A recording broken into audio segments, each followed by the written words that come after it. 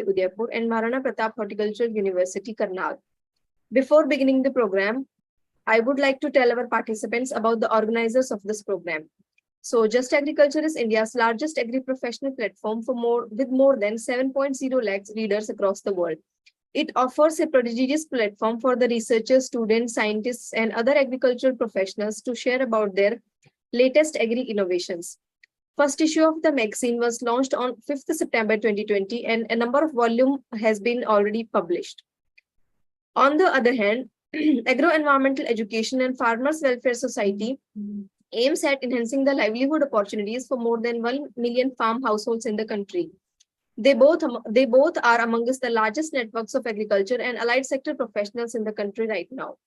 Now, coming towards the session, I would like to thank our chief guests of the session, organizing course director of this training program, Dr. DPS Badwal sir, course convener Dr. Sandeep Ji Shinde from VNMKB Prabhani, course director of this training program, Dr. Mohit Bharadwaj, members of the organizing committee, course coordinators, Just Agriculture Education Group, and most importantly, the attendees of the session. Of the first session, Dr. Nitin Jagannath Ransu, who is a professor and senior scientist, Soil Science Zonal Agricultural Research Station under VNMKV Rahuri, Solapur. So before inviting sir to deliver his lecture, I would like to introduce sir to our participants. So sir is MSc and PhD in soil science, has done a master's in business administration and human resource management, has a postgraduate diploma in human resource management and a diploma in computer applications. Sir has guided 8 MSc, 3 PhD and has been a member of advisory committee of many students. Talking about sir's other academic career activities, sir has acted as member for finalization of lesson plan for SSAC as per 5th Reins Committee, and a chairman for preparation of lesson plan for the other courses also. Talking about sir's publications, sir has already published 4 books, and more than 40 papers has already been published by sir. So sir is actively involved in the participation in training, seminar, workshop, short courses, symposium at national, international levels. Talking about sir's recognition, sir has been awarded with the state level Agro Care Idol Award for excellence work in the field of agricultural education, research and extension in the year 2019. Sir has been awarded with the prestigious Nagri Samman for the best citizen of man-made in 2007. Sir has been awarded with the Swayam Prerna Award 2020 for excellent work in the field of agricultural education, research and extension in the year 2019. Sir has been awarded with National Level Best Professor Award for outstanding contributions in the field of soil science and agricultural chemistry in the year 2019. Sir has been an awardee of National Level Award for the Best Physics Professor of the year 2021. And sir is actively a member of the professional societies, like life member of Journal of Agricultural Research and Technology, Maharashtra, and a life member of Indian Society of Soil Science, New Delhi. So, sir, we are more than happy to have you here today. And it is a matter of great privilege that I am talking to you. And now I would like to invite you to the podium to inspire our. So I welcome you, sir. Over to you, sir. Thank you so much.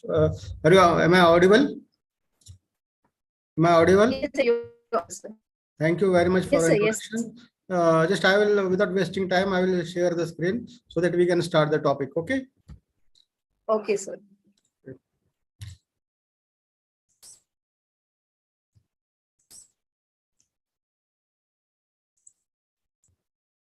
Yes, is the screen visible?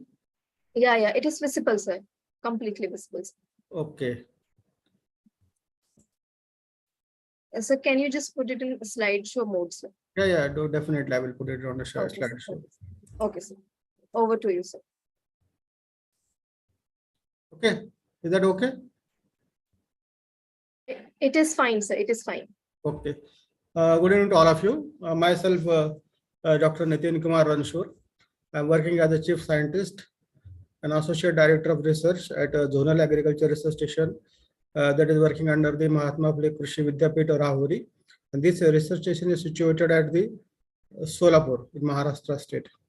So today just we'll go for one important topic, that is the organic farming and introspection. So all of you know that the organic farming is the buzzword nowadays. Instead of going into details, we'll go for some of the basic concepts of the organic farming. What is the use of the organic farming? How organic farming is helpful to the scientific community.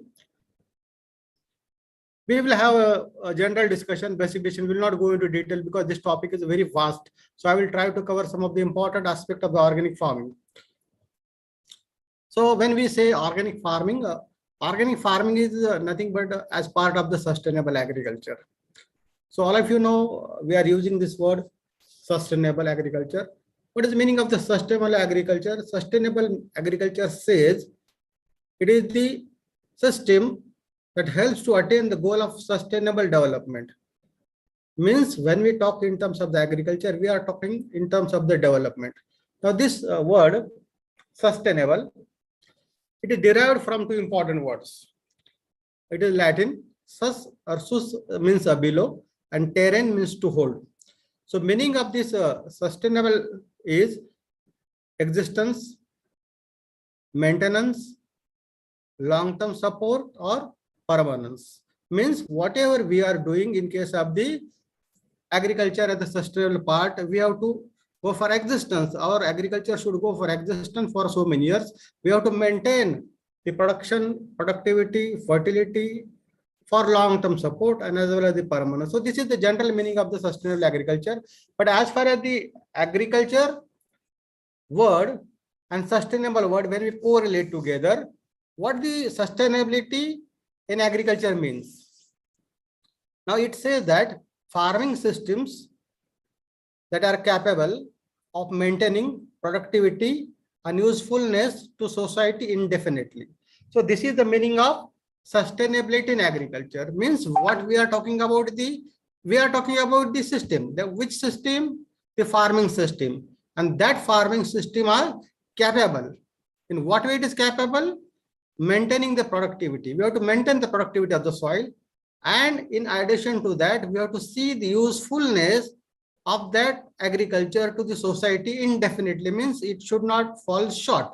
So this is the meaning of the, we can say the sustainability agriculture. So when we say the systems, farming systems, what points are important in case of the farming system as far as the sustainability is concerned?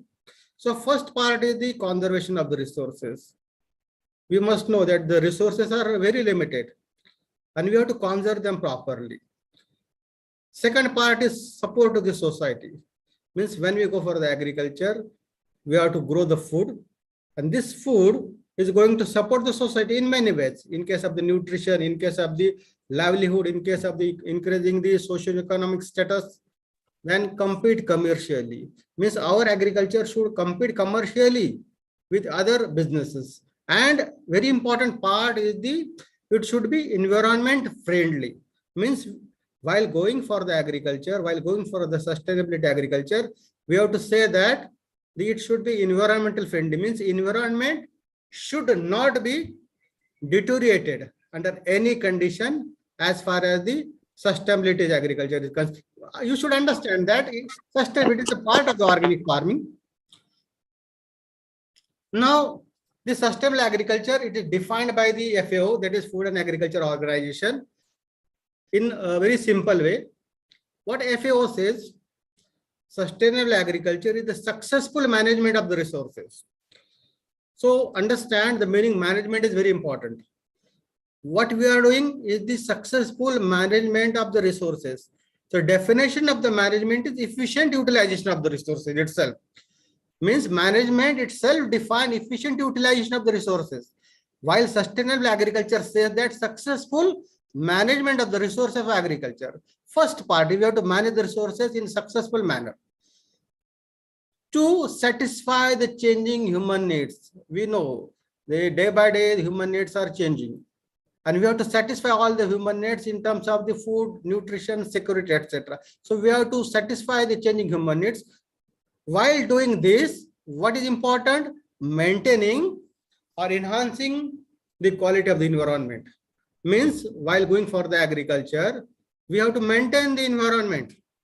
We have to maintain the ecological system. We have to maintain ecosystem. Side by side, we have to enhance the quality of the environment also. We should not deteriorate the environment. And at last, conserving natural resources. So this is a very comprehensive definition given by Food and Agriculture Organization. I hope you understood what is the incentive, what is the intention of the FAO. We will manage the resources, will satisfy human needs, will maintain the quality, enhance the quality of the environment, and we will also conserve the natural resources. So in all, when we say the sustainable agriculture, emphasis it should be on the maintenance of the agriculture growth rate. Means our growth rate of the agriculture should go on increasing without draining the basic resources. Means we will not utilize, we will not exploit all the resources. We'll conserve the resources as well. So two important part in case of the agriculture, that is the sustainable agriculture, is the agriculture growth rate. Next part is the working definition. So when we say the sustainable agriculture, many of the researchers, we can say scientists, farmers, policymakers, and many organizations come together and they think what should be the simple definition or what should be the working definition as far as the sustainable agriculture is concerned. So it says that sustainable agriculture is ecologically feasible, economically viable, socially justifiable, and kind to humanity. So this is a very important working definition. What we are talking about, the agriculture should be ecologically feasible, means we have to maintain the ecological balance. If you disturb the ecological balance and if you are going to produce the food, that is going to disturb the environment. Second part is economically viable. So economically viable means that whatever operations we are carrying out to produce the feed, it should not go in a negative manner. Means the farmer which are growing the food, he should get some benefit from it. That is economically viable. Otherwise, what is going to happen? We are spending more and more and more and more money, and we are earning the produce. In that case, the farmer may get in loss. So that should not be the condition. It should be economically viable, socially justifiable. It should be socially justifiable. Every sector of the society should get the benefit, and it is kind to the humanity also. Means the humanity is very important part. We have to look into matter while taking into consideration all the resources. Means while going for the sustainable agriculture, humanity should not be exploited at much more rate. So as far as the sustainable agriculture is considered, we have to go for the four goals. Our four goals are very important. First is the applied agricultural system, production and marketing, processing and consumptions. So these are the four goals that we have to see in case of the sustainable agriculture system. This definition, whatever definition we are learning, it related to the agriculture system. Whatever the concept there, we have to apply in the agriculture system, and that is going to help for the production. And after production, we have to go for the marketing of the system, marketing of the production, earning money, then processing of the products, and at the end user, it is the consumptions. So that we have to consideration while going for the sustainable agriculture. Now see, when we talk in terms of the sustainable agriculture, we have to take into consideration two basic things. Means first part is the traditional concept as well as the scientific advancement. Because most of the time we have seen that we are using only scientific advances, only scientific technologicals. But whatever our forefathers are doing, we have to take into consideration the traditional method, the traditional ways by which our forefathers are farming. So it is a blend of a traditional system as well as the scientific advancements. Means what in this case we have to go for the approach. Which approach? Integrated approach, nature-based ecosystem approach, resource conserving approach, and the productive approach. Productive in terms of the short-term approach as well as the long-term. Means we have to think in terms of short terms also, but while taking the short term, we should not avoid the long-term policy. Otherwise, what we are going to say, we will earn the money, will earn the produce, but at the long term, the quality of the soil may deteriorate. Now, we have seen most of the time, the heavy feeder crops like the sugarcane, in most of the areas, they are going sugarcane. They are earning money from the sugarcane. But if you see the soils are becoming saline, means for getting the short-term basis, they are deteriorating the soils. In long term, the soil are going to deteriorate, and it is not going to produce any good quality matter next time. Now, coming to our topic, that is organic farming. So what is the organic farming? It is one of the approach. There are different approaches of the farming. There are different approaches of the agriculture. Out of that approaches, agriculture or organic farming, it is one of the approach to meet objective of sustainable agriculture. Means sustainable agriculture, organic farming is a part of the sustainable agriculture. So sustainable farming or organic farming is also called as sustainable farming. But see, organic farming and sustainable farming, these are the two different terms, policy wise and ethic wise also. In case of the sustainable farming, we are interested in intercropping, growing intercrops. We are interested in mulching. We are interested in integration of the crops. And we are also interested in livestock also. So these parts come from the sustainable farming. But when we say the organic farming has based on some rules. Rules are there, regulations are there, certification programs are there. So if you try to differentiate between organic farming and sustainable farming, organic farming is abide by the rules and regulations, certification program that prohibits the use of almost all synthetic inputs and health of the soils. Means we have to see in terms of we should not use at all the synthetic inputs that deteriorate the health of the soil. This is the basic aim, or we can say the basic concept of the organic farming. I think all of you understood the difference between organic farming and sustainable farming. Do you getting me? Any problem? Hello? Just please someone respond. Hello? Hello, Hanji sir. हाँ आ रहा है, समझ में आ रहा है ना? Yes sir, yes sir. Okay. Just someone respond so that otherwise I will go on speaking. No one is responding. Okay. No, sir. Actually, sir, questions will be taken in the last, actually, sir. Okay. Yes, sir. If it is my request to all the participants, if they have anything in between, they can definitely put in the chat box, sir. No problem, sir. Okay, so I'm continuing. Okay. No, sir. Your voice is also audible, sir. No problem. Okay, thank you. Now, when we say the organic products or organic produce that we get, that comes from the use of without use of the chemical fertilizers and pesticides, and environmental friendly and socially justifiable. Means we are going to use the material that is environmental friendly, that is socially justifiable. So we are not going to use the chemicals. We are not going to use the synthetic material that will give you the produce. Now this organic farming, it works at very grassroots level. What is the importance of this organic farming? It works at very grassroots level. It preserves. We'll see what it preserves. The productive and regenerative capacity of the soil. That is very important. Means we are going to add the organic material to the soil. Organic material or decomposing material that comes from the organic produce. This produce will help to preserve the reproductive and the regenerative capacity of the soil. Means the reproduction, whatever the material we are getting from the soil, it is going to preserve.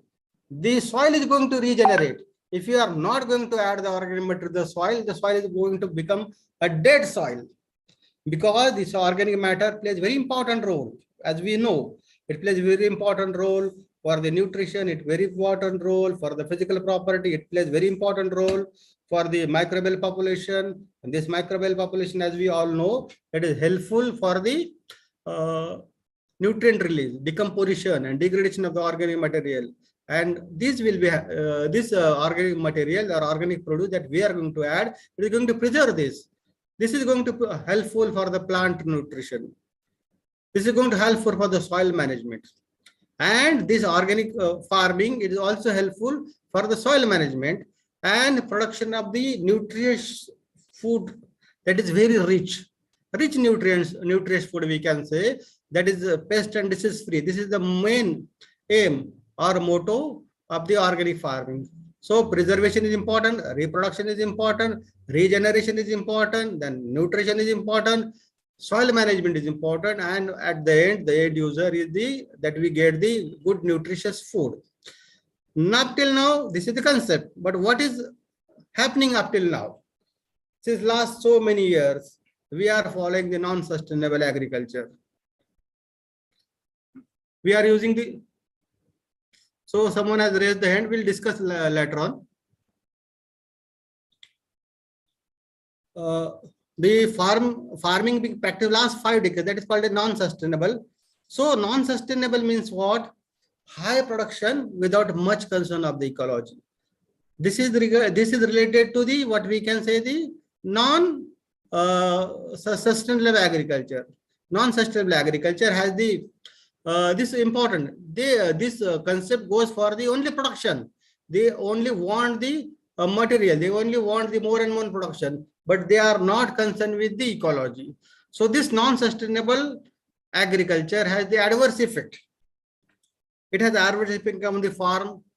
It has adverse effect on health of all living things, because we are going to use many of the chemicals material into the field, and indirectly the residue is left behind, and that will come into the food chain, and it is going to hamper the health of the human beings, and at last the degradation of the environment also. So this is the non-sustainable. That's why we are not interested in non-sustainable agriculture. We are interested in sustainable agriculture, and that's why we are going to go for the organic system or organic farming.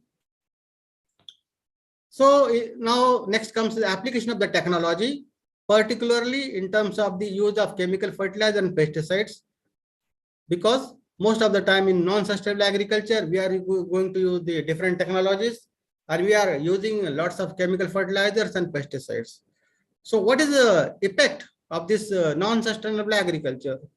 So non-sustainable agriculture is having very negative effects on the environment.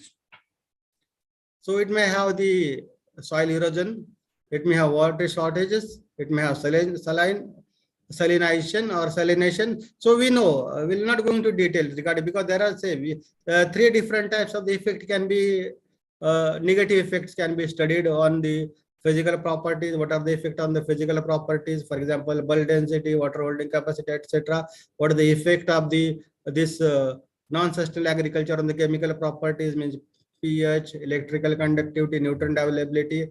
Then we can have the negative effect on the biological properties. So all these negative effects can be studied very well. Now, to avoid all these things, we can choose organic farming. It is the best alternative to avoid the ill effects of the chemical farmings. The origin of organic farming goes back in the history. In 1940 it was started. During this period, the path-breaking literature was published by J.R. Rodell in the United States, Lady Balfour in England, and Sir Albert Howard in India. So Sir Albert Howard is related with the organic farming in India, that had contributed to the cause of organic farming. So what is the organic culture or organic farming? In a very simple way, we say organic farming or organic culture is the production system. It is nothing but the production system with optimum utilization of the local resources. Means we are using the optimize. We are not using too much. Means heavy organic material is also not expected, and low level of their low organic content is also not expected. And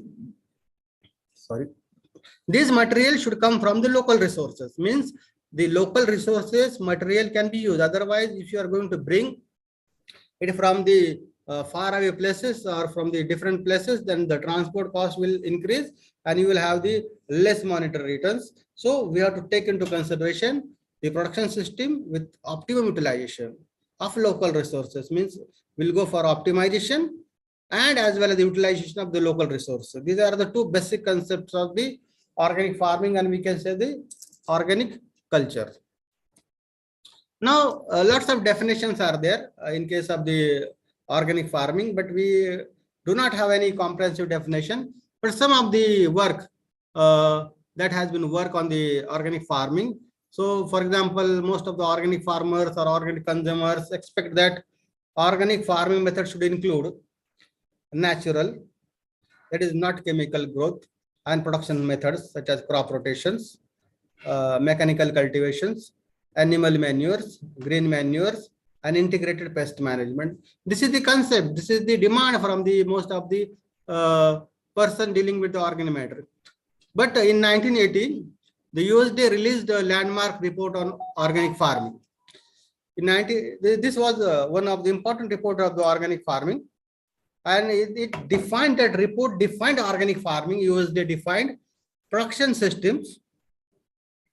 What are the agriculture production system is there that avoids or largely excludes the use of synthetic organic fertilizers, pesticides, growth regulators, and livestock feed additives. Means this is a very proper definition given by the USDA. Whenever we or whatever be the production system, that should avoid or largely excludes the synthetic organic fertilizer. We should not use the chemical fertilizers. We should not use the chemical pesticides. We should not use the growth regulators that is having the chemicals. And we should not go for the livestock feed additives also. If you are devoid of all these things, then it can be called as the organic farming. So organic farming systems, it largely depends. First part is the crop rotation. As we know, crop rotation is very important aspect. It is one of the important systems which is helpful for the getting benefits of the legume followed by the cereals, etc. So that the different cropping, different rooting systems, and they can uptake the nutrients from the different depth of the soil. Second part is the crop residues. So whatever the material that is left into the soil, that is going to help. Means after degradation and decomposition of that residue material, organic material, that are going to use for the release of the nutrient into soil. That is going to use, that is going to helpful for the increasing the microbial population. Animal manures, green manures, off-farm organic wastes. Means whatever the organic waste that is not produced in your farm, but you can use it. Mechanical cultivation, mineral backing rocks, an aspect of the biological control to maintain soil productivity, supply plant nutrients, and to control insects, pathogens, and the weeds. So all these aspects come under the organic farming. But we have to take into consideration, or what we have to look into matter, that we should not use any sort of the chemical. We should not use any sort of the material. We should not use any synthetic material that should add to the soil, so that the quality of the soil is deteriorated and quality of the material or produce is also deteriorated. So according to Codex definition, that is also given by the FAO. It has very simple definitions. Organic agriculture, or we can say organic farming, is the production management system. See, very important words, production management system. I have already told you, production we know very well. Management is the efficient utilization of the resources. So whatever production we are going to take into the field, we are using the material from the field itself, natural resources, that promotes and enhance agro ecosystem health. Means whatever material we are going to use in this production management system, that is helpful for what purpose? That should promote and enhance agro ecosystem health. Means agro ecosystem health should not be deteriorated. We have to maintain the ecological balance. And in that case, we have to go for the biodiversity, biological cycles and biological activity. So see, USDA has already given one definition. From the same form, another definition has been given. So in this, it is very wide now.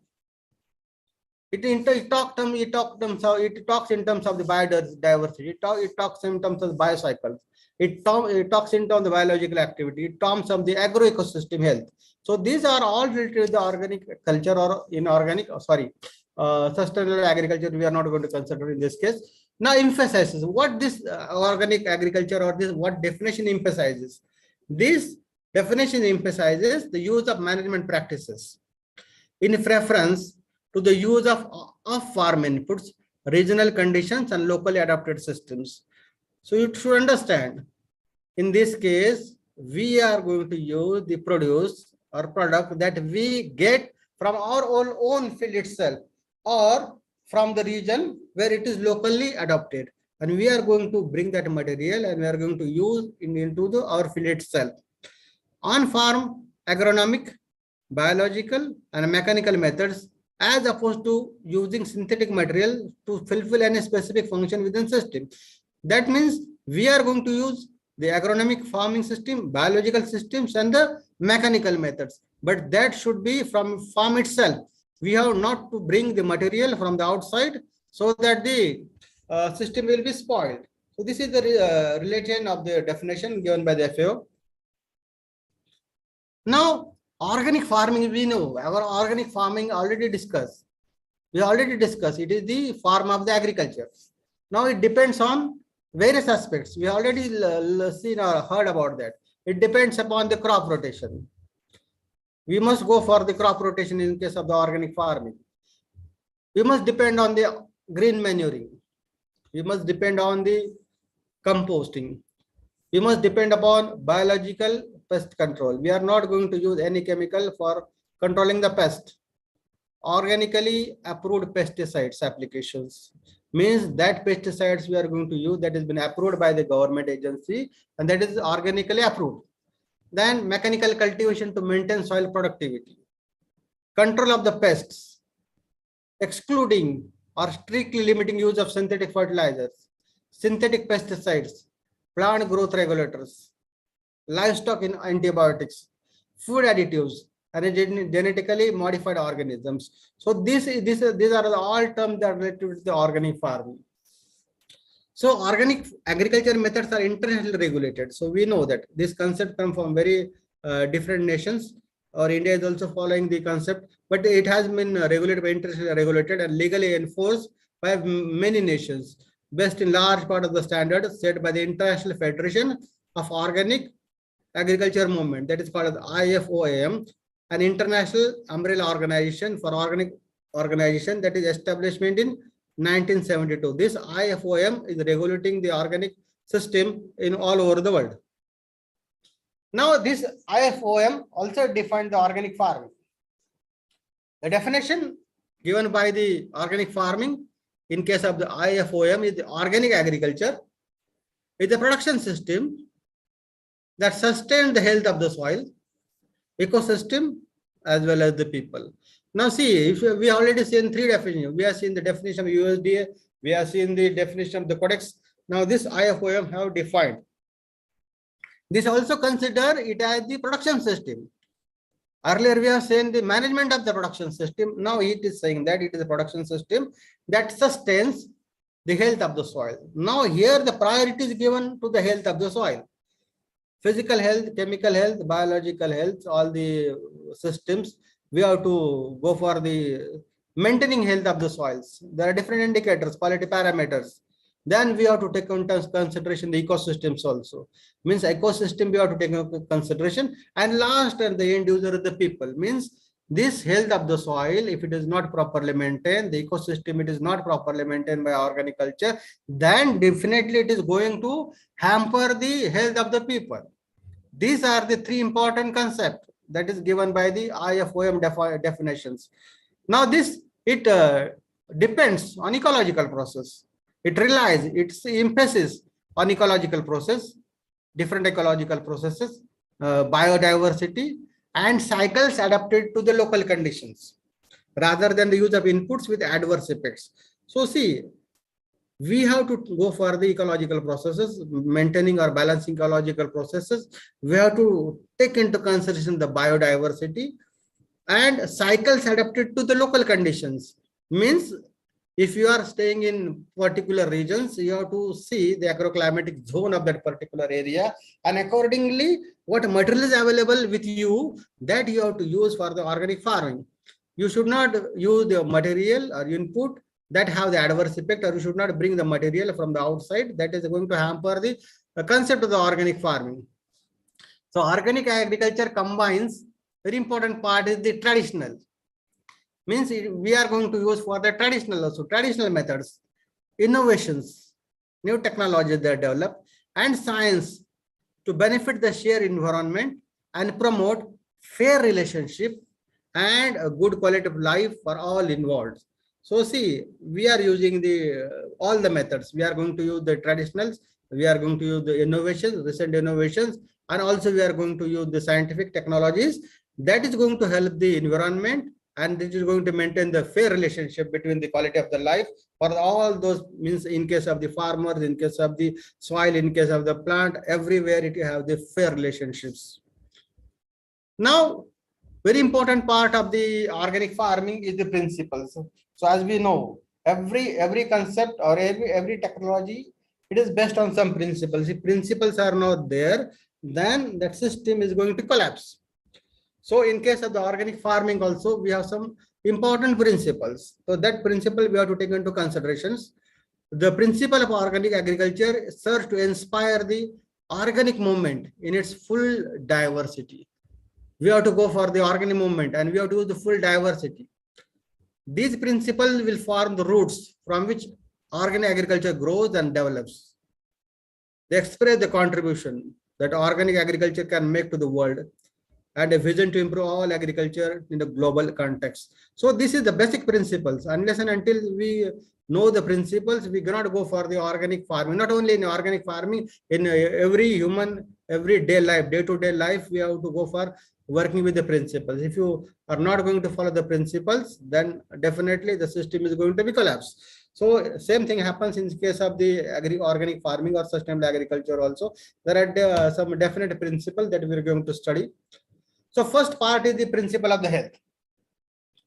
So when we talk in terms of the principle of the health for the organic farming, organic agriculture should sustain and enhance the health of the soil, plant, animal, human, and planet as one and indivisible.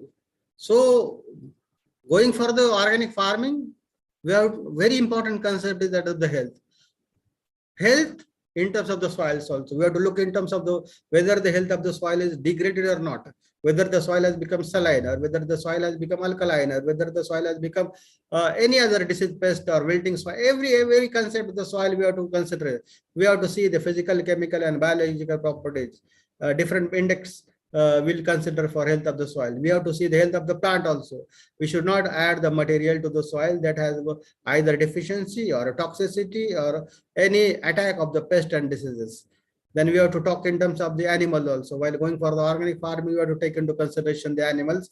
We have to take into consideration the human. We have to take into consideration the whole planet and every part that is indivisible, that we have to consideration into the in terms of the principle of the health. If we are not going to go for the this principle of the health, then definitely the organic farming is going to be a disaster. It is not going to help for the any entity on the earth itself. So this principle points out that the health of the individuals and communities cannot be separated from the health of the ecosystems. Very important part. See, we cannot get separate. Healthy soils produce healthy crops that foster the health of animals and people. That means if you want to go for the organic farming, we have to maintain the first important part is the health of the soil. This health of the soil is going to produce the healthy crops, and that is going to make you disease free. That is going to make you the disease free, and you will lifelong will be improved. The life expectancy will be improved in case of the animals and in case of the people also. So this is what we can say the principle of health. We have to, while going for the organic farming, we have to go for the principle of the health. So in general, we can say I will tell about the health. Health is the wholeness and integrity of the living systems. It is not simply the absence of illness. We are seeing that if someone is saying that I am not ill, that means he is not healthy, but the maintenance of the physical, mental, social and ecological well-being, immunity, resilience and regeneration are the key characteristic of the health. हमको लगता है कि हम बीमार नहीं है, लेकिन बहुत बार ऐसा होता है कि हम मेंटली फिट नहीं होते, सोशली फिट नहीं होते, फिजिकली फिट नहीं होते, इसका मतलब होता है हम बीमार होते हैं. तो in that case we have to go for the things of the immunity, we have to think in terms of resilience, and we have to think in terms of the regeneration of ourselves. That are what we can say the key characteristics of the health itself. Then the role of agriculture, whether the farming, processing, distribution or consumption. See, four parts are there. Either it may be farming, it may be processing, it may be distribution, or it may be consumption, is to sustain and enhance the health of the ecosystem. The health should be sustained, the ecosystem should be have the disease-free organisms from the smallest in the soil to the human beings, that health should be maintained. In particular, organic agriculture intend to produce high quality, nutritious food that contributes to preventive health care and well-being. That is the important part of the principle of health. In view of this, it should avoid the use of the fertilizers, pesticides, animal drugs, and food additives that may have adverse effect on the health of the soil and thereby causing a disease to the human beings too. The next one is the principle of the ecology. Madam? Hello? Gavari, Yes, madam? sir. Yes, sir. Shall I continue because time is... Sir, actually time is 4:45, but you can continue for another 5 minutes, so that we can have one or two questions also, sir, if possible. Okay. Because I can go up to 1 hour also, but I think your time is short, no? Yes, sir. Yes, sir. So actually, like if we are having 2-3 minutes extra, then we can have one or two important questions also, sir. Okay, we'll just finish these principles and then we'll stop. Okay. Okay, sir. No problems. Yes. Okay. Now, second principle is that is principle of the ecology. We have seen the principles of the health, then we can have the principles of ecology. So organic agriculture should be based on living ecological systems and cycles, work with them and emulate them and help sustain them. Means when we go for the organic farming or organic culture, we have to see the ecological system should not be disturbed, the cycle should not be disturbed. We have to work with the ecological system, we have to work with the economical system so that we can help and we can work together. This principle of ecology has the roots organic agriculture with living ecosystem.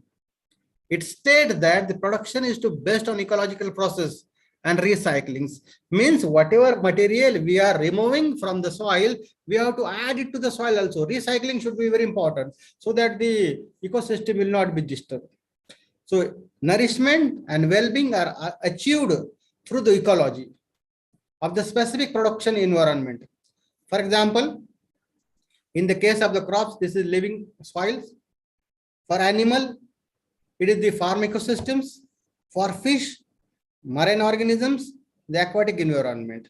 So all this is related to the own itself. For example, crop, then we can talk in terms of soil. So soil is the ecological system for the crop. For the animal, farm ecosystem. For the fish, aquatic environment. So we have to work according to the ecology. So organic farming, that is pastoral, wild harvest system should fit the cycles and ecological balance in the nature. These cycles are universal, but their cooperation is very site specific. See, very important part. We have to go for the operation that is very site specific, and that should not disturb the ecological balance of the nature. It should not disturb the cycle of the nature. That is the principle of the ecology. Next part, organic management must be adapted to the local conditions, ecology, culture, and the scales. And again and again saying that we have to use the local condition, we have to see the local environment, we have to go for the local ecological system. What is the local culture and what is the local scale? What is the requirement of the particular area? What is the requirement of the particular people? That we have to take into consideration. If it is not accepted by the society, it is not accepted by the people, that it's of no use. So we have to go for the local condition. So inputs that we are going to add should be reduced by reuse, recycling, and efficient management of materials and energy in order to maintain and improve environmental quality and conserve resources. Organic agriculture should ecological balance. How we are going to maintain ecology balance? Through the designing of the farming system. We have to design the farming system so well so that you can use the organic material into the soil itself. Establishment of the habitat. and maintenance of the genetic and agricultural diversity. If you are going to do this, then definitely we are going to manage the ecological balance. Those who produce, see, very important statement, those who produce, process, trade, or consume organic product, their responsibility is to protect and benefit the common environment, including landscape, climate, habitat, biodiversity, air, and the water. So just only production is not important. Earning money is not important, but our important thing is that we have to protect and the common environment, whatever the natural resources we have to protect it. Then and then it can become successful organic farming. Now, third principle is the principle of the fairness. Organic agriculture should build on relationship that ensure fairness with regard to the common environment and life opportunities. We have to very fair for every aspect that we are dealing with. Fairness is characterized by equity. We have to maintain equality. We have to maintain equilibrium.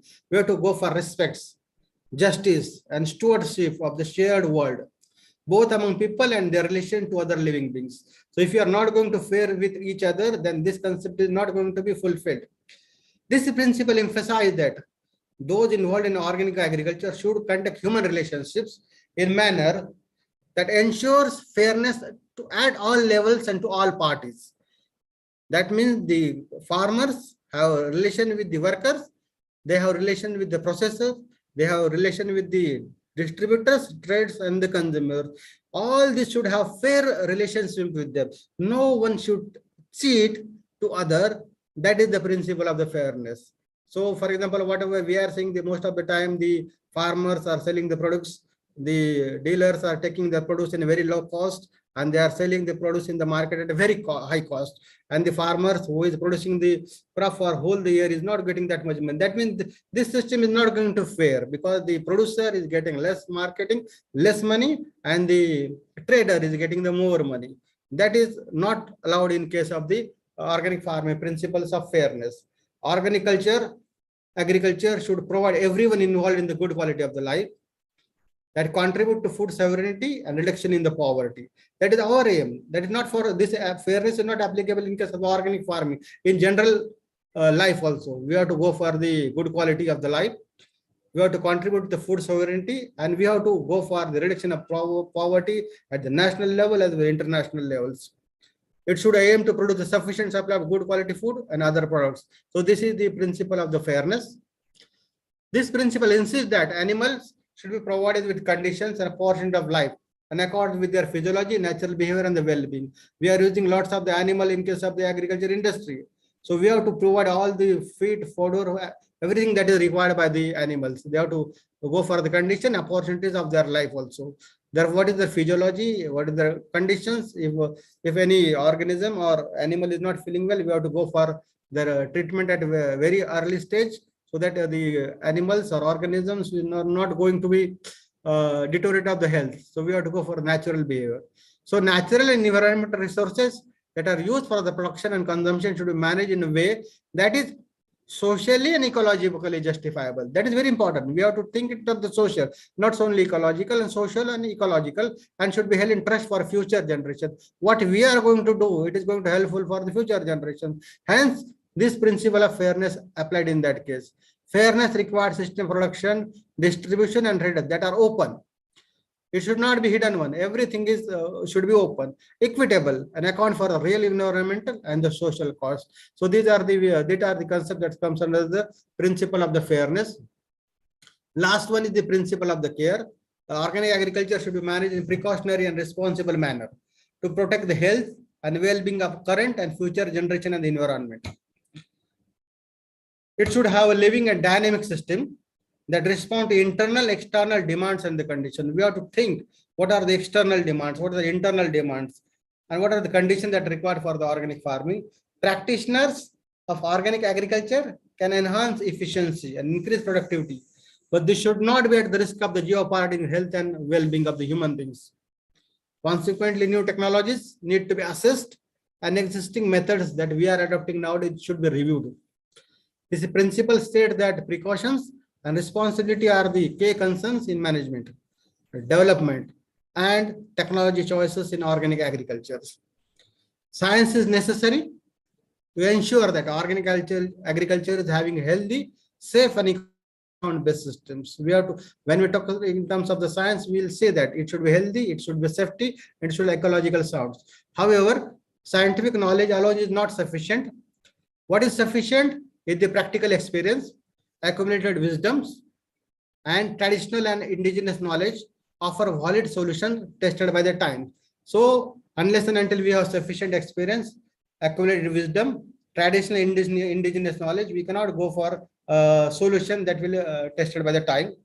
Organic agriculture should prevent significant risk by adopting appropriate technologies and rejecting unpredictable ones, such as genetic engineering. Decisions should reflect the values and needs of all who might be affected through transparent and participatory processes. So we have to take in terms of the organic farming will reflect the values and need all who might be affected, that we should be rejected through transparent and participatory process. So this is regarding the very I can say a brief discussion regarding the organic. Lots of I can talk, but since the paucity of the time, will stop here. Thank you. Thank you so much, sir. Thank you so much. I know, sir, these kind of topics will take more than 1 hour or maybe sometime 1.5 hours like that. So, but sir, our time was limited. But the lesson that you wanted to convey, you well justified, sir. So, thank you so much for sparing your valuable time and efforts for our participants. Sir, it's my humble request that all the questions.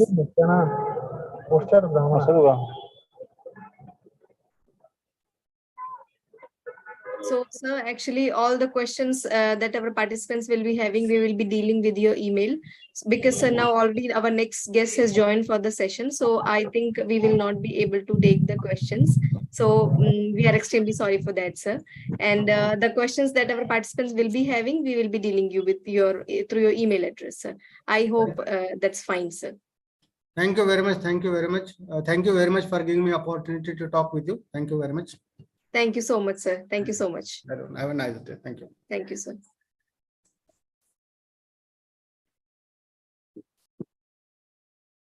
So, dear participants, without getting delayed this session now, for the next session we have with us today. So moving towards the next session, we have with us today Dr. Manpreet Barar. So, sir, I think, am I audible to you? Hello. Yes, sir. Am I audible to you, sir? Yes, sure, ma'am, sure. Oh, okay, sir. Okay, sir. So Manpreet sir is an agronomist, head agronomy, Awkward Agritech Private Limited since last 1.5 years. So sir is having an experience of senior research fellow at Directorate of Extension Education PAU and PhD in agronomy from Punjab Agriculture University, Ludhiana, Punjab, with expertise and in-depth knowledge of agriculture and allied sectors. So we are more than happy to have you here, sir. And it is my humble request to join the podium and please take your session, sir. So over to you, sir. Thank you. Good evening, everybody. Myself, Dr. Manpreet Barar, and we'll be discussing today a lecture on vermicomposting. I'll share you the screen.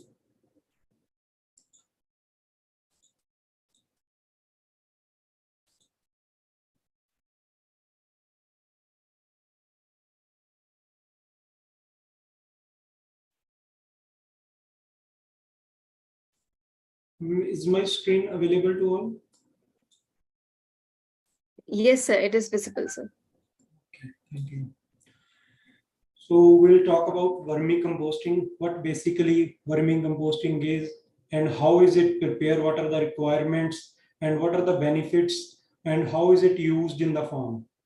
When we talk of vermicomposting, it is basically a procedure of preparing a organic compost other than chemical fertilizers or chemical sources of fertilizers for crop production.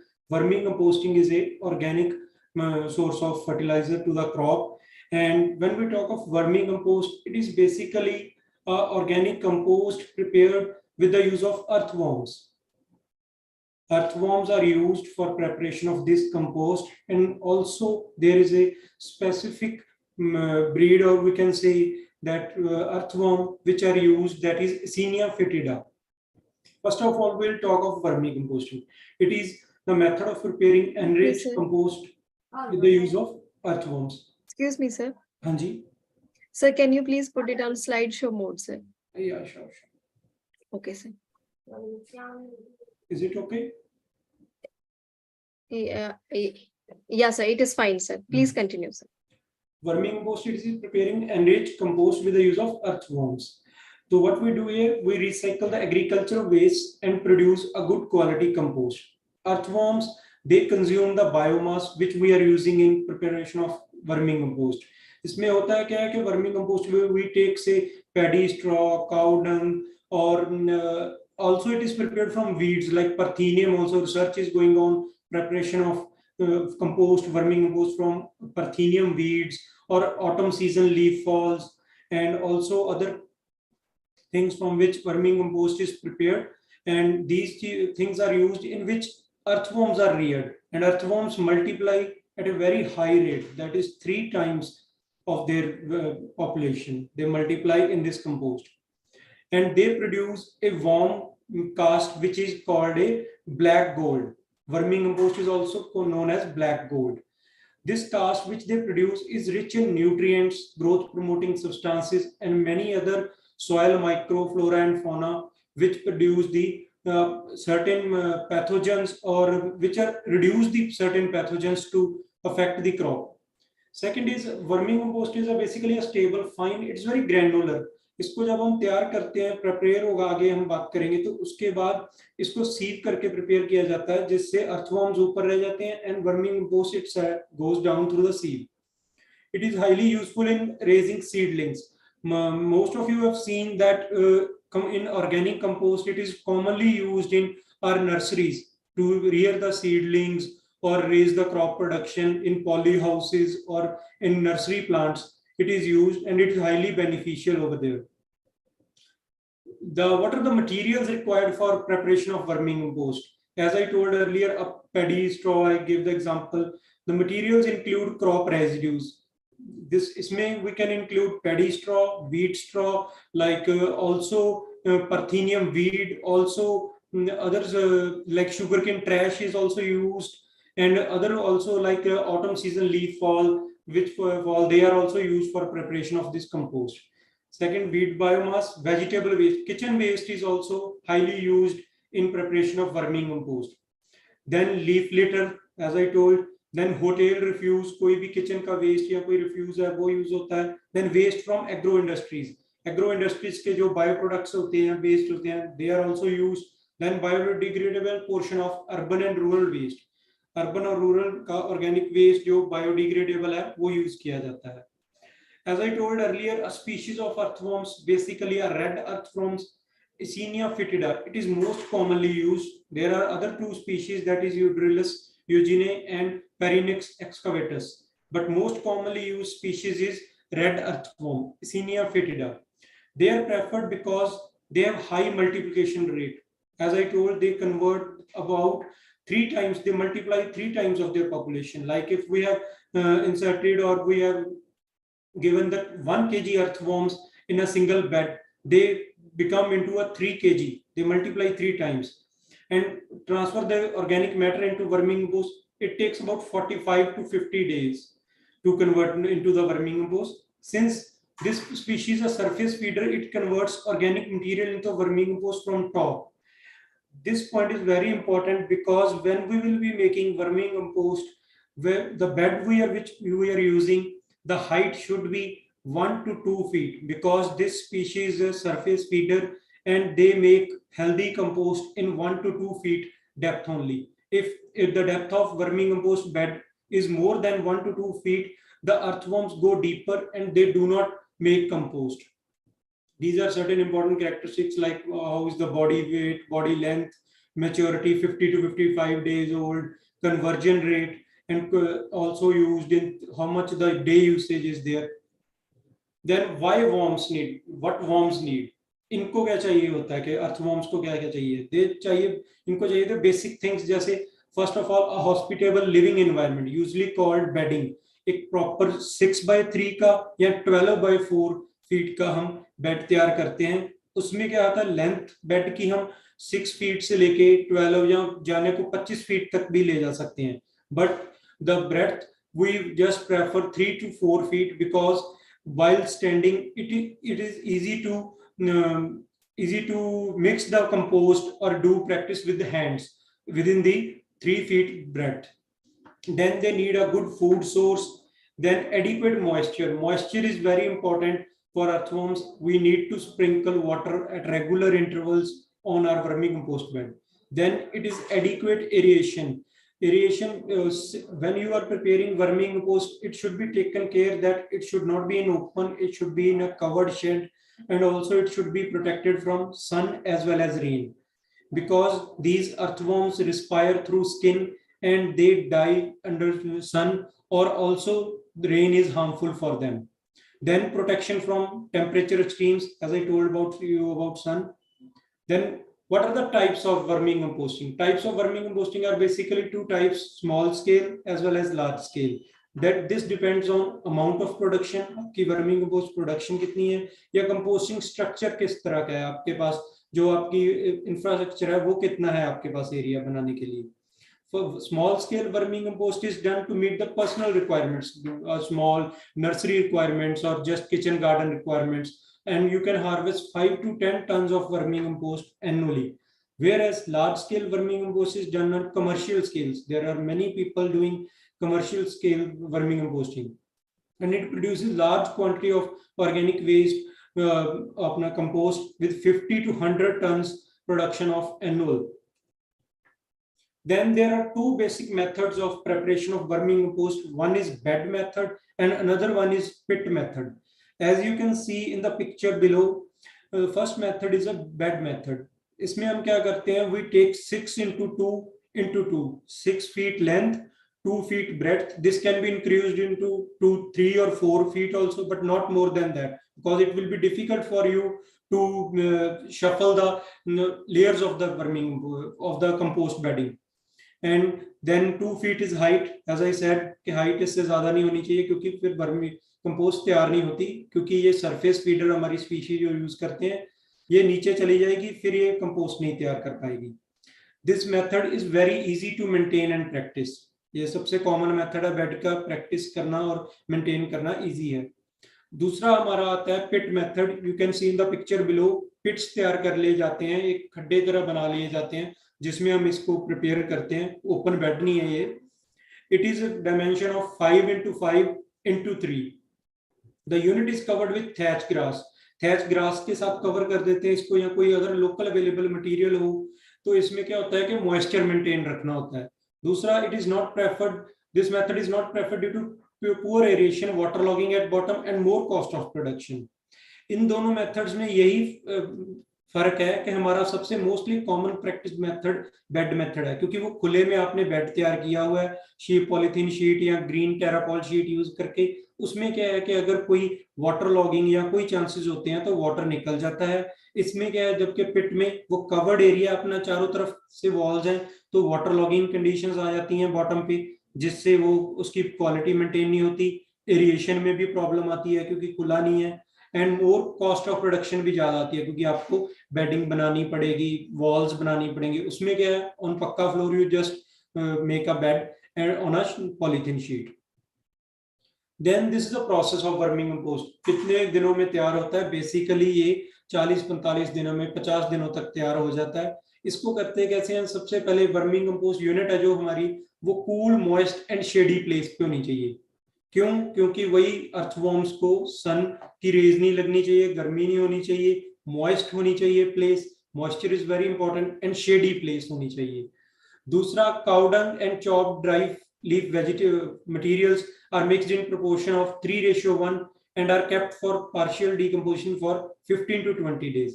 इसमें हम क्या करते हैं कि जैसे cow dung ले लिया या लीफ लिटर ले लिया, कोई चीजें यूज करके 3:1 में लेके मिक्स प्रोपोर्शन में उसको 15 दिन के लिए छोड़ते हैं. और इसमें जो हम ध्यान रखना है कि जो इसमें हम काउ डंग यूज करते हैं, तो that cow dung should be 7 to 8 days old. Fresh cow dung नहीं यूज करते इसमें. क्यों? क्योंकि फ्रेश काउ डंग में it has many gases and this can lead to the death of earthworms. वो उसका पीएच का वेरिएशन होता है, और बहुत हॉट होने की वजह से या गैसेस होने की वजह से अर्थवर्म्स किल हो जाते हैं. So prefer using cow dung of 7 to 8 days old, and then it is left for 15 to 20 days. Then after 15 to 20 days 1 kg earthworms are released into a 6 feet bed. अगर आपका 6 feet length का bed है 6 by 3 by 3 का, तो उसमें 1 kg earthworms. अगर इससे ज्यादा आप लेंथ बढ़ाते हो, सपोज 12 फीट का लेंथ का बेड है, तो you use 2 kg earthworms, and 18 के फीट का है तो 3 kg earthworms, and so on. Then a layer of 15 to 20 centimeter of chopped dry leaves is used. Beds of partially decomposed materials 6 by 2 उसका feet बना लिया जाता है. उसके बाद हर एक बेड में क्या है कि 1.5 से 2 क्विंटल का रॉ मटेरियल या number of beds can be increased. अगर आपके पास रॉ मटेरियल ज्यादा है तो बेड्स आप ज्यादा बना सकते हो, अगर कम है तो आप कम बना सकते हो. 1.5 से 2 क्विंटल रॉ मटेरियल होना चाहिए एक बेड पे. उसके बाद red earthworms 1500 to 2000 they should be released on the upper layer of bed. वही आप अगर वेट में करोगे तो माना जाता है कि अगर 6 by फीट का आपका है बेड तो 1 kg earthworms should be released. Water sprinkling होनी चाहिए, रेगुलर इंटरवल्स पे होनी चाहिए, and immediately after the release of earthworms also. Yes বাইদেউ পাগলা হয়, দিব লাগিছিল তাই সিটোৰ ওপৰত চিঙাটো সেইটো हेलो ঠিকে থাকাটো দিলে ইয়েছিলে এইটোতো ভালটো আহিলে. हेलो বাইদেউক ফোন কৰছোন যে আপুনি পাগল নেকি, মিষ্টাৰক ইখন তুমি ভালটো দিলা. हेलो আচোন ময়ো নাচালো. Water should be sprinkled at regular intervals after the release of earthworms also. The bed should be kept moist, whereas the bed should be turned once after 30 days for maintaining aeration. वैसे तो हफ्ते हफ्ते बाद उसको आप शुरू में भी करना है आपने 2 बार, जब पहले 15-20 दिन रखना है, और उसके बाद भी after 30 days the bed should be turned so that aeration can be maintained for proper decomposition of the organic waste. Compost gets ready in 45 to 50 days में रेडी हो जाता है, एंड फिनिश्ड प्रोडक्ट जो होता है वो जितना आप रॉ मटेरियल यूज करते हैं उसका 3/4 होता है. ये देख सकते हैं आप, ये first of picture is bed of raw materials and second is red earthworms used for the use. Then it is watering of beds, they should be watered regularly, and also beds covered with gunny bags. Jute bags are used to cover the beds, that is due to maintain the moisture of the bed. अगर आप कभी sprinkler नहीं कर पा रहे या पानी regular नहीं दिया जा रहा तो जूट बैग्स के साथ कवर कर सकते हैं ताकि उसका मॉइस्चर बना रहे. उसके बाद हार्वेस्टिंग करनी होती है आपने. हार्वेस्टिंग वर्मी कंपोस्ट में 2-3 तरीके हैं. एक तो है कि आप उसको हीप बना के एक ढेर बना लीजिए. उसमें क्या है कि आप ये जैसे 7th फिगर में बनाया हुआ है, तो इसमें क्या है, the earthworms they come at the corners of the heap and from upside you can collect the compost. Another method is also there. When your bed is there and you just take another FYM or cow dung of 7 to 8 days old and make balls of it. 4 से 5 balls बना लीजिए FYM की अलग से लेके, वो bed के चारों कॉर्नर्स पे और सेंटर पे रख दीजिए. वो फ्रेश होगा तो वो क्या होगा, जो अर्थवर्म्स हैं वो उन बॉल्स को स्टिक हो जाते हैं, बाकी कंपोस्ट को छोड़ के वो उन बॉल्स को स्टिक हो जाते हैं. तो आप ऐसे भी कलेक्ट कर सकते हो. Then harvesting, when raw material is completely decomposed it appears black. जैसे मैंने आपको बोला इसको ब्लैक गोल्ड बोला जाता है. Watering should be stopped, watering stop होनी चाहिए जब कंपोस्ट रेडी हो जाए. तो it should be kept over a heap of partially decomposed cow dung so that earth. ये भी एक तरीका है कि काउ डंग के ऊपर रख दो, काउ डंग में शिफ्ट हो जाते हैं, ऊपर ऊपर से आप कलेक्ट कर लेते हो. दूसरा वो है कि 4 कॉर्नर्स पे और एक सेंटर में आप अलग से काउ डंग लेके बॉल्स रख दो. अर्थवर्म्स वो बॉल्स को स्टिक हो जाते हैं and you can use your compost. After 2 days compost can be separated and sieved for use. फिर इसको बाद 4 mm सीव के थ्रू सीव किया जाता है. उसमें क्या है कि आपके जो अर्थवर्म्स हैं they remain on the सीव while the compost goes down for you to use in the farm. There are certain preventive measures which need to be taken care of. First is the floor of the unit should be compact to prevent earthworms migration into the soil.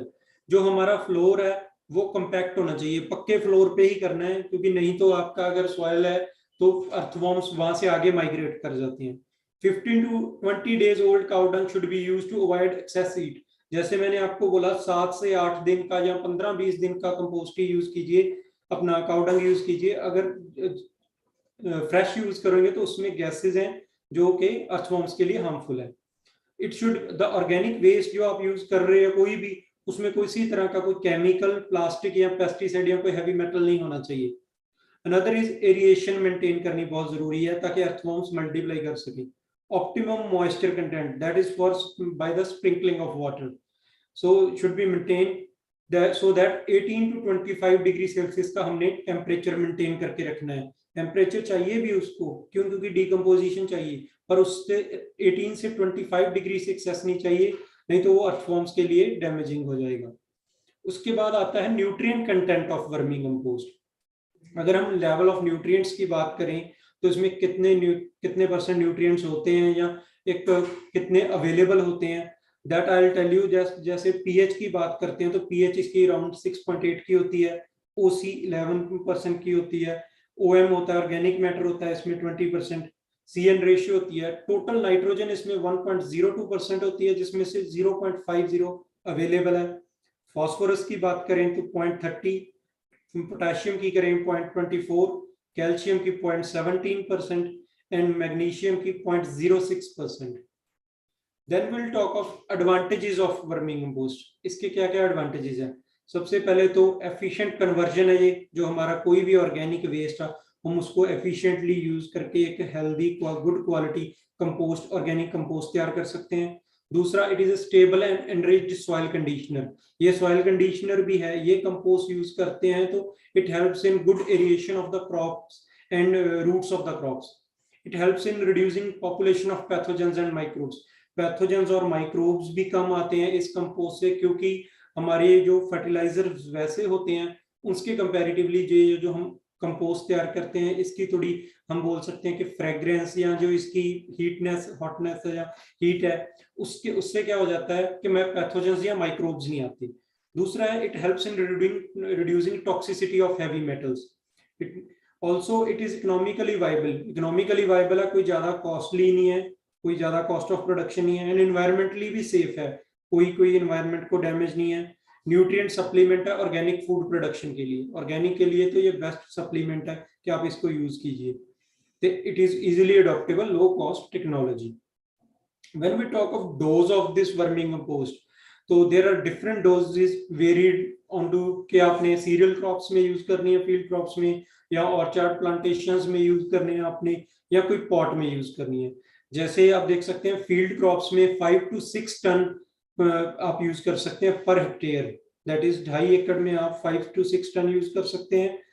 Fruit crops में 3 से 5 kg पर plant use कर सकते हैं आप उसकी nursery seedlings raise करने के लिए. दूसरा, उसके बाद पॉट्स अगर आप गमलों में यूज कर रहे हैं तो 100 से 200 ग्राम पर पॉट यूज करना है. यही इसी हिसाब से चलना है. ज्यादा एक्सेस में भी यूज करने का कोई ज्यादा फायदा नहीं है इसका, क्योंकि इसमें भी गैसेस होती हैं तो it can harm also. Then what are the benefits? It is a highly profitable venture for farmers having dairy units. जिनके पास डेयरी यूनिट्स हैं उनके लिए बहुत प्रॉफिटेबल है, क्योंकि उनके पास अवेलेबल काउ डंग है और इजीली एक अलग से एक अपना कंपोस्ट तैयार करके they can generate source of income.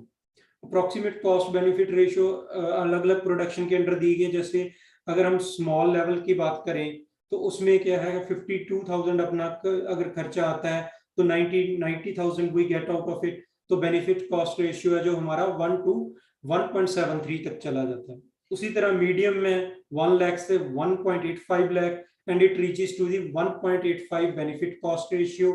And on the large scale if we use 2.25 lakh से लेके 4.5 लाख तक का बेनिफिट ले सकते हैं. And benefit cost ratio is almost double benefit to the cost ratio, that is 2. Thank you.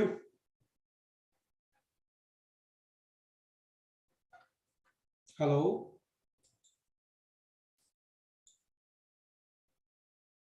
Hello. Thank you so much, sir. Thank you so much for having us. Vermi composting. Any questions or you want to ask? Anybody can please. Yes, sir. So it is my request to all the participants, if they have any question, they can put in the chat box. I will enable the chat box, and also I will give them the access to unmute themselves and ask. So we have 10 minutes for another session to start. So meanwhile, if they have any question, they can ask.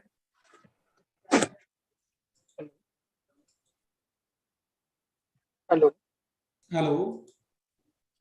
Sir, how can we check the quality about the quality of the vermicompost if we are going to purchase? Excuse me, please repeat. You are not audible. Sir, hello. हाँ जी बोलिए. Sir, how we can check the quality of the vermicompost if I am going to purchase some vermicompost? So what should I take in my mind? Vermi compost की जब quality की बात करते हैं तो इसके लिए न्यूट्रिएंट क्वालिटी के लिए हम इसका चेक होता है जो हम सैंपल टेस्ट करवा सकते हैं. उसमें क्या आपको बकायदा, जैसे मैंने आपको बोला, 1-1.5% तक आपकी नाइट्रोजन होती है. 1.1 से लेके 1.25 या 1.5 तक होती है. अगर उतनी नाइट्रोजन, बेसिकली इसका प्रॉपरली आप लैब में चेक करवा सकते हो. चेक भी करवाते हैं लोग सैंपल्स कि उसमें उतना एनपीके कंटेंट, जो हमारे मेजर 3 न्यूट्रिएंट है, ये तो एटलीस्ट होने चाहिए उतने कंटेंट में. अगर वो रेंज में नहीं है तो it's not good quality. Otherwise अगर है उस रेंज में तो you can use it. Simply sir pH check करके हम ये कर सकते हैं, पीएच प्रॉपर है तो पीएच के लिए हम चेक कर सकते हैं, पर more than pH our basic requirement is fertilization, nutrient देने प्लांट को. तो न्यूट्रिएंट्स भी जरूरी है. बहुत हो सकता है कि पीएच आपकी 6.8 जैसे मैंने बताई 6.5-7 पे हो, पर हो सकता है उसमें नाइट्रोजन ही ना हो उतनी, तो फिर it won't be beneficial. Okay, thank you sir. Thank you.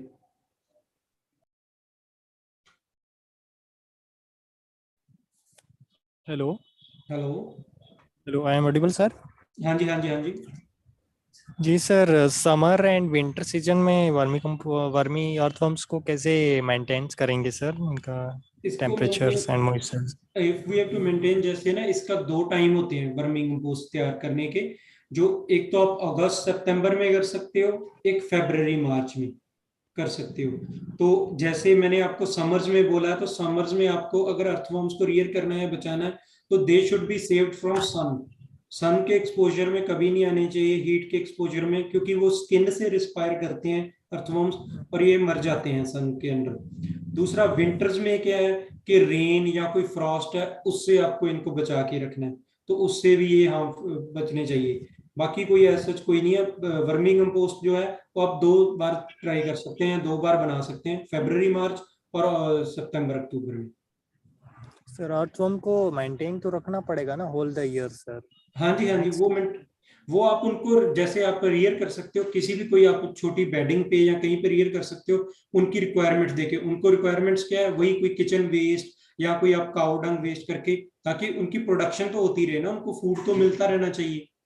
Yes sir. हाँ, और जो उनको फूड दोगे आप, जिसमें आप रखोगे, तो उसमें भी आपको फूड को और अर्थवर्म्स को मेंटेन करने के लिए हल्का हल्का you need to sprinkle water also.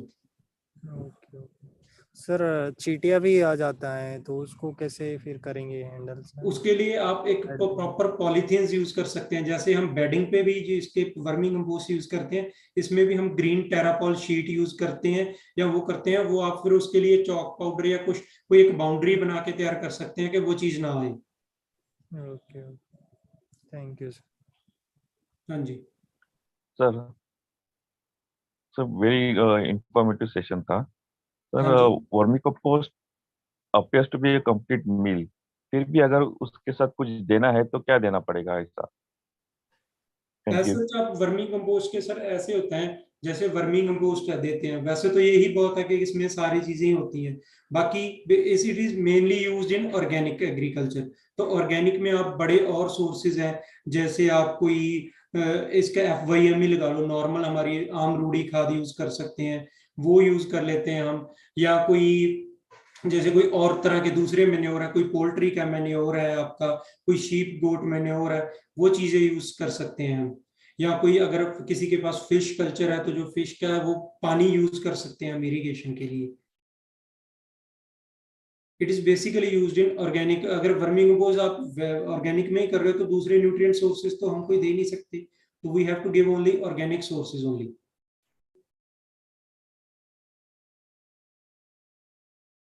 Hello. जी sir, thank you very much. हाँ जी। Any other question? Sir, there is a question from Vicky Mena. So Vicky Mena, if are you there, then you can directly ask to sir.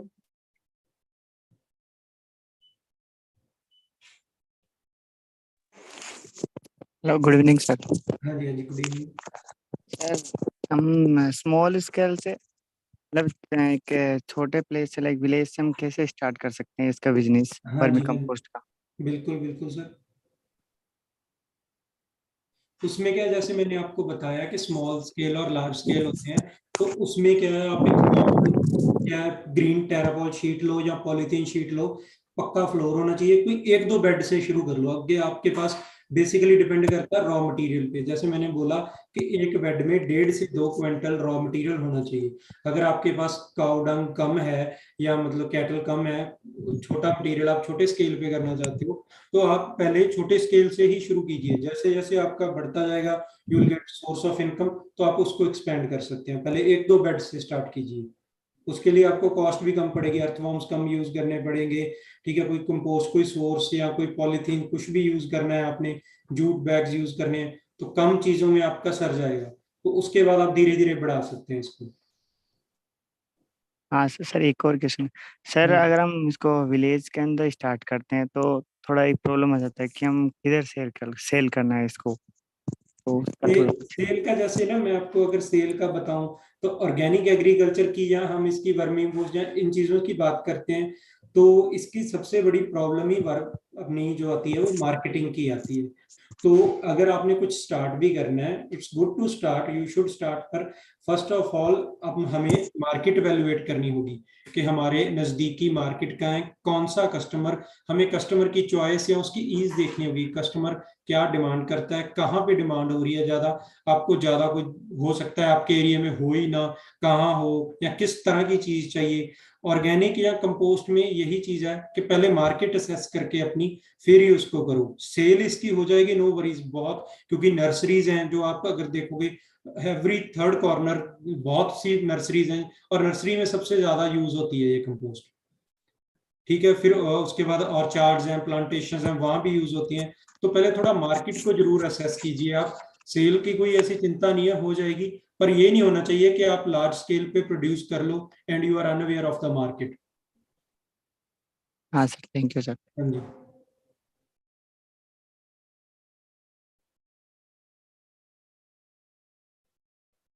Any other question, please? So there is a question from Mitali. She's asking, so during a crop life cycle, how many times we can give vermicompost to soil? When during crop cycle, basically जो इसमें है कि पहले vermi compost, पहले तो sowing time ही देना है उसको। कंपोस्ट जो बेसिकली होती है, ये बेडिंग का होता है मटेरियल। जैसे FYM भी अगर हम देखें ना, तो FYM it is used at the sowing time. तो इसको प्रेफर किया जाता है कि आप सोइंग टाइम ही वर्मी कंपोस्ट दीजिए उसको। क्यों? क्योंकि जो इनिशियल बेडिंग है उसको मिलनी चाहिए, जो इनिशियल ग्रोथ है क्रॉप को रियर करने की, सीड को या सीडलिंग को, वो इसी से मिलनी चाहिए। हाँ, अगर क्रॉप साइकिल की आप बात करते हो कि उसके आगे, that depends on the crop. जिसकी मान लो जितने आप राइस की करते हो या किसी करते हो, तो क्रॉप की कितनी रिक्वायरमेंट है, आप सोइंग टाइम कितना डाल रहे हो। अगर पूरा डाल रहे हो तो अलग बात है, अगर नहीं डाल रहे हो तो जैसे हम नॉर्मल फर्टिलाइजर यूज करते हैं अलग अलग टाइम पे, तो वो चीज यूज कर सकते हो। Sir, it was my question. I want to ask, जैसे नाइट्रोजन मोबाइल एलिमेंट होता है, तो फिर उसको दोबारा डालना पड़ता है वर्मी कंपोस्ट को, जब मतलब जैसे एक बार क्रॉप 8 लीफ स्टेज पे पहुंच गई है या फिर आगे है मेज के केस में?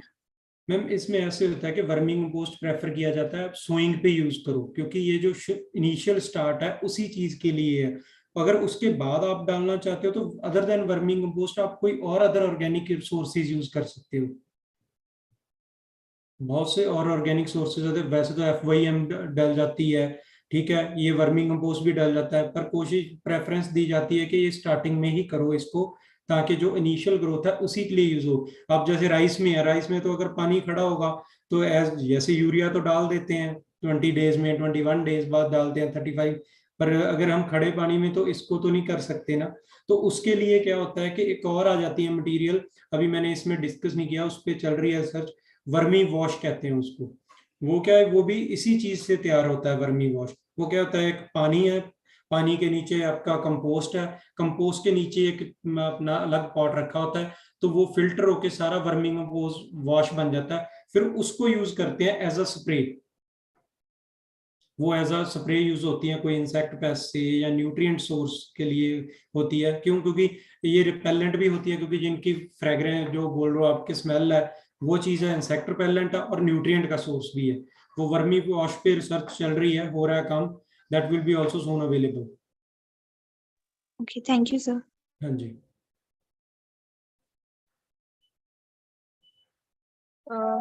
Dear participants, any other question?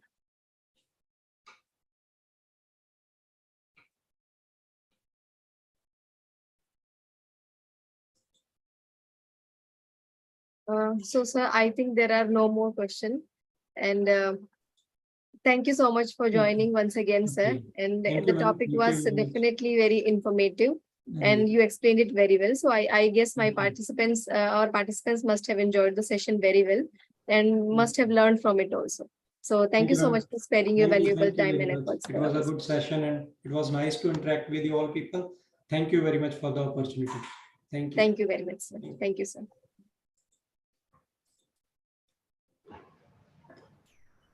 So for the next session, now I would like to call upon our next host, Miss Kompal Gore.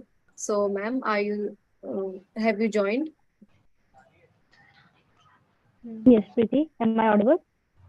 Yes, ma'am. Yes, ma'am. You're audible, ma'am. So over to you, ma'am. Good evening to all. For our next session, we have Mr. Prasad Dahapute. It is my privilege to introduce Mr. Prasad Dahapute, founder and MD of Varhas Capital Private and chairman of IIMB Field, Visakhapatnam Limited. He is working for farmers and artisans across India. He has mobilized more than 3 lakh farmers across central India and northeast India through promotion of more than 30 FPOs that were funded by Varhas Capital. He built his team from scratch in states of Maharashtra, Uttar Pradesh, Madhya Pradesh, Rajasthan, Meghalaya, Sikkim, and Manipur.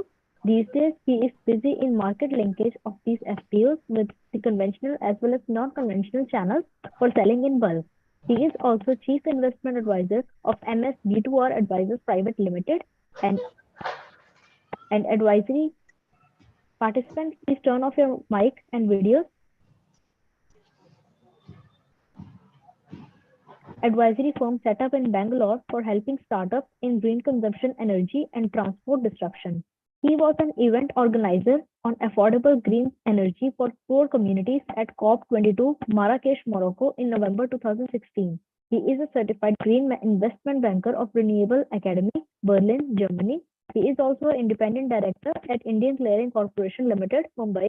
He is also a member of governing board of prestigious Indian Institute of Management, Visakhapatnam. He has investment banking experience of largest IPO in India of US dollar 3 billion for an electricity utility and largest leveraged buyout deal in India. Prior to being CEO at the gramkalyan.com, he set up India's maiden SEBI-registered impact fund at Varhas Capital Private Limited, where he worked for 8 years.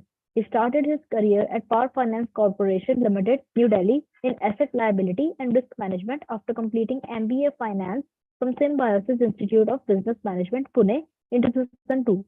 Then he joined HSBC Asia Securities Division, Bangalore, as an associate for helping Asian utilities and analyst based out of the Hong Kong. He was promoted as India analyst within a year of joining HSBC and came to HSBC Securities and Capital Private Limited, Mumbai, as a utilities analyst. He was rated as 13th best analyst in India by Asia Money in 2007. He was again rated among 30 best analysts in India by Asia Money in 2008 as well as 2009. In 2008, he joined Standard Chartered Security India, Mumbai, as co-head of equity research with independent charge. He was also senior VP at Antique Stock Broking for a short span in 2008 and head of research at TUG Securities during 2010 to 11 before starting his own venture. He was instrumental in raising domestic bonds as well as overseas medium-term notes at Power Finance Corporation for a year and later worked in Power Financing team for 2 years. He is known for his own ground research as well as good horse of macro trends that could predict 2008 fall and in equity markets as well as 2011. He has been involved in social inclusion and environmental impact investing for past 9 years full-time and has set up a network of 3 lakh farmers and artisans across India through 50 social enterprises. In addition to advising social enterprises, he also worked with an NGO for training 200 deprived women for self-employment, and this project was a great success and appreciated by Mohan Ji Bhagwat. So please join me in extending a warm welcome to Mr. Prasad Dahapute, sir. Sir, over to you. Thank you very much. Just I can share the screen now. So thank you very much for a very long introduction. First time my whole career of 21 years was revised. So thank you very much for that. We will be covering the regenerative agriculture.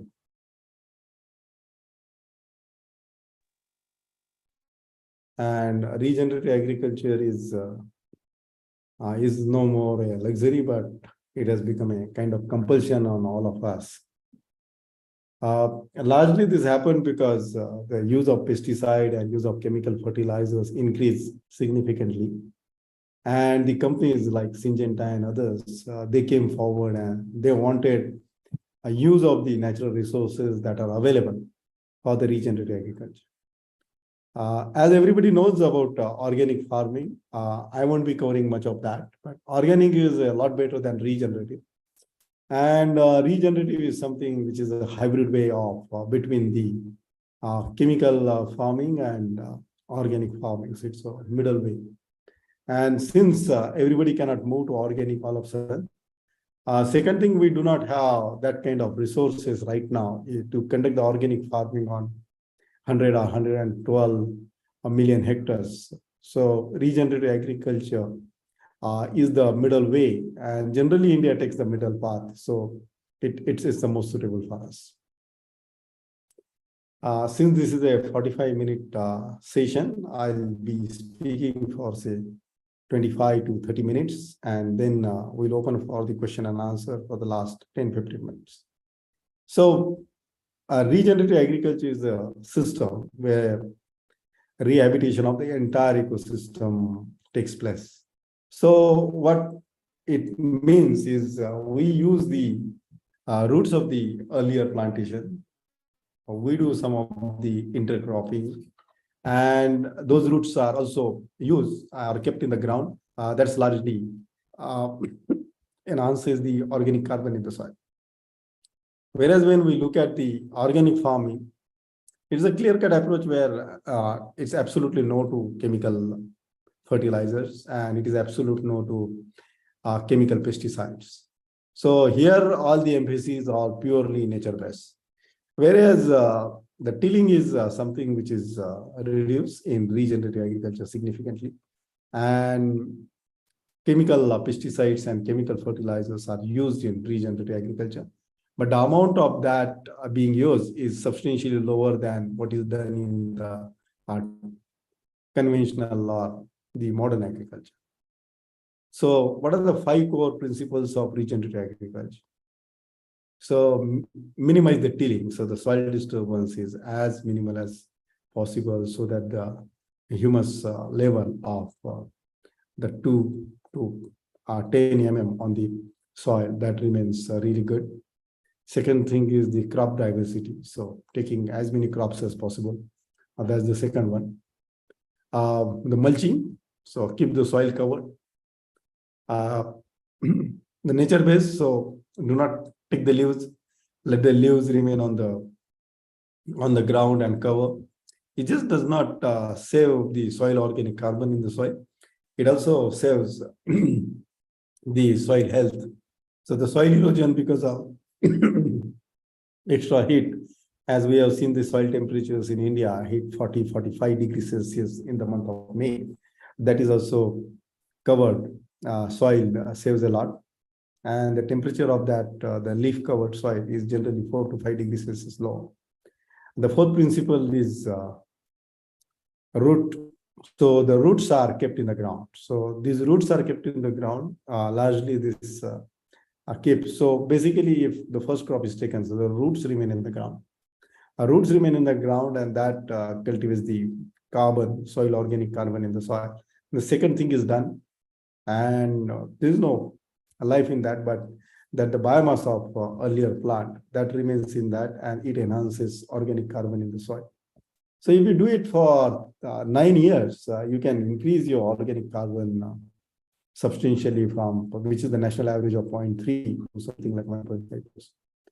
And the last one is integrate livestock. So livestock, the cow manure and cow urine and other animals' urine and manure. So that works in a big way.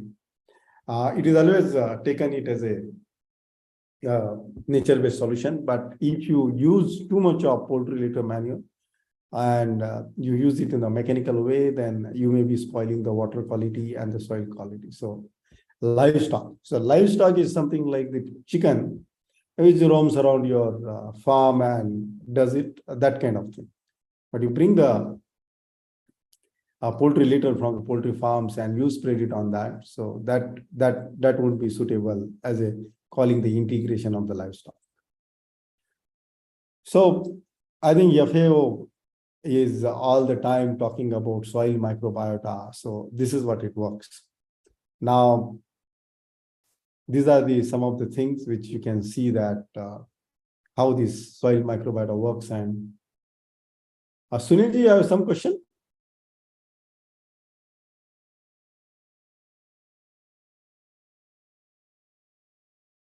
So the soil food web is a higher quality and no till below ground layers. So what happens is the most important soil, which we take it as the 15 centimeters, the uppermost level of 15 centimeters. And that's where the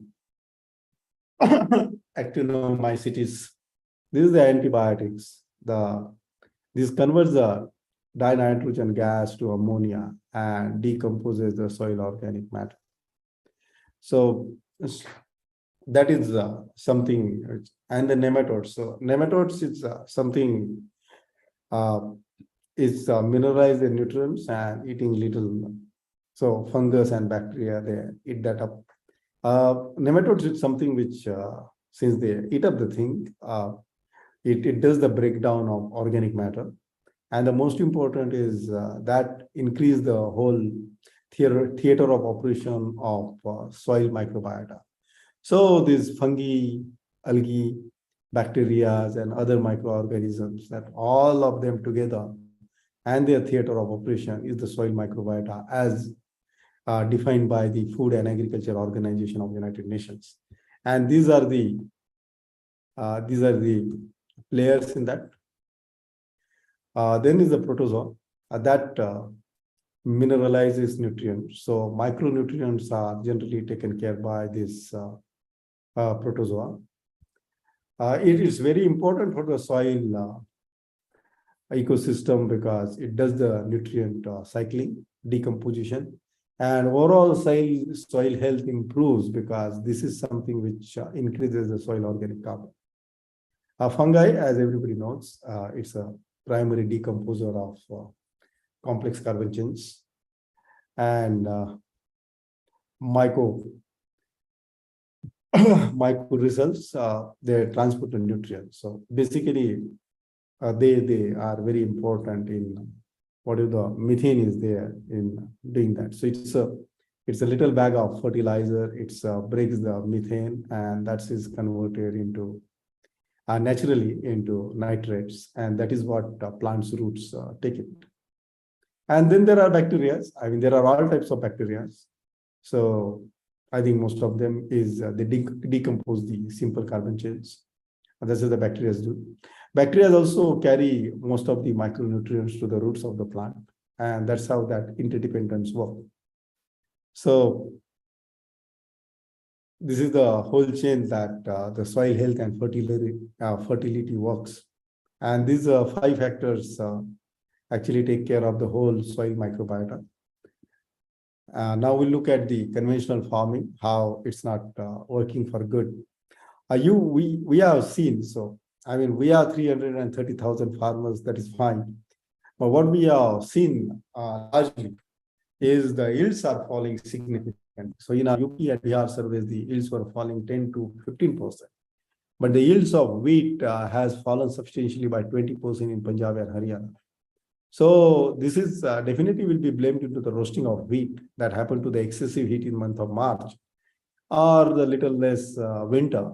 But actually this climate resilient agriculture, which used to take place earlier, is not happening because soil is very weak. So the overall soil health is down.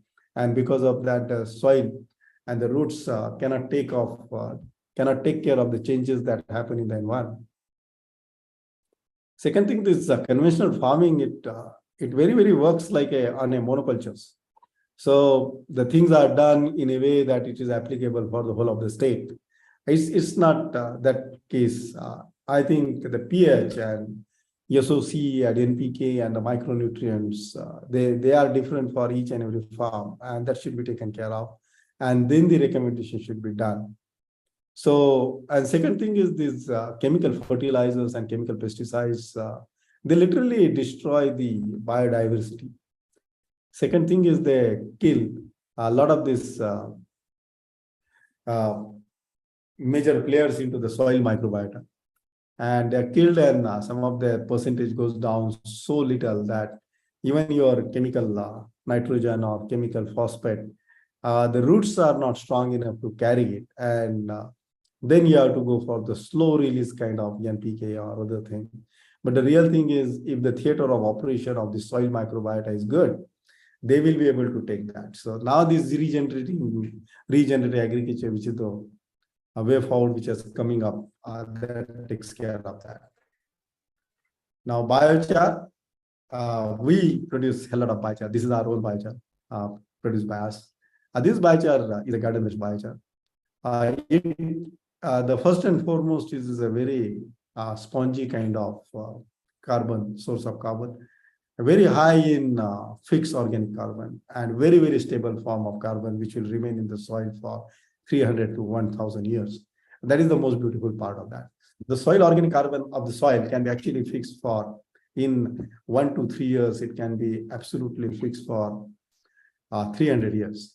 Second thing is the water holding capacity. So what makes it a climate resilient is when there is excessive rain, it holds that 200 to 500% of the water. And when there is a drought, it actually gives that water back to the plant, another thing. So it makes you resilient to the flood, and it also makes you resilient to the droughts. And that's the most beautiful. The germination improves with a higher soil organic carbon. And we apply always the activated biochar, which is after activating with the bacteria, and that compost activates, and then all this soil microbiota, the whole theater of operation, they get the housing colony, because it's a very spongy material, the biochar is, and they get the housing colony in that porous material of biochar, and the population actually grows significantly. Second thing, it's good for the soil health because it's higher soil organic carbon, and that the plant resilience increases, and the increase in the plant resilience, it actually takes care of the pathogens and others that attack on the plants significantly. So that's important. And the most important is it takes care of the mitigation of greenhouse gases like nitrous oxide and methane. So it's very beautiful part. And this carbon sequestrate, this remains in the soil for 300 to 1,000 years. So it's not only improves the germination and soil organic carbon of the soil, but it removes the carbon dioxide from the air, and that remains stable for 300 years. Now, what are the rewards of regenerative agriculture? So regenerative agriculture that can lead gradually to the organic farming also. So as we said, that the top 1 centimeter layer is a humus. So that humus remains good.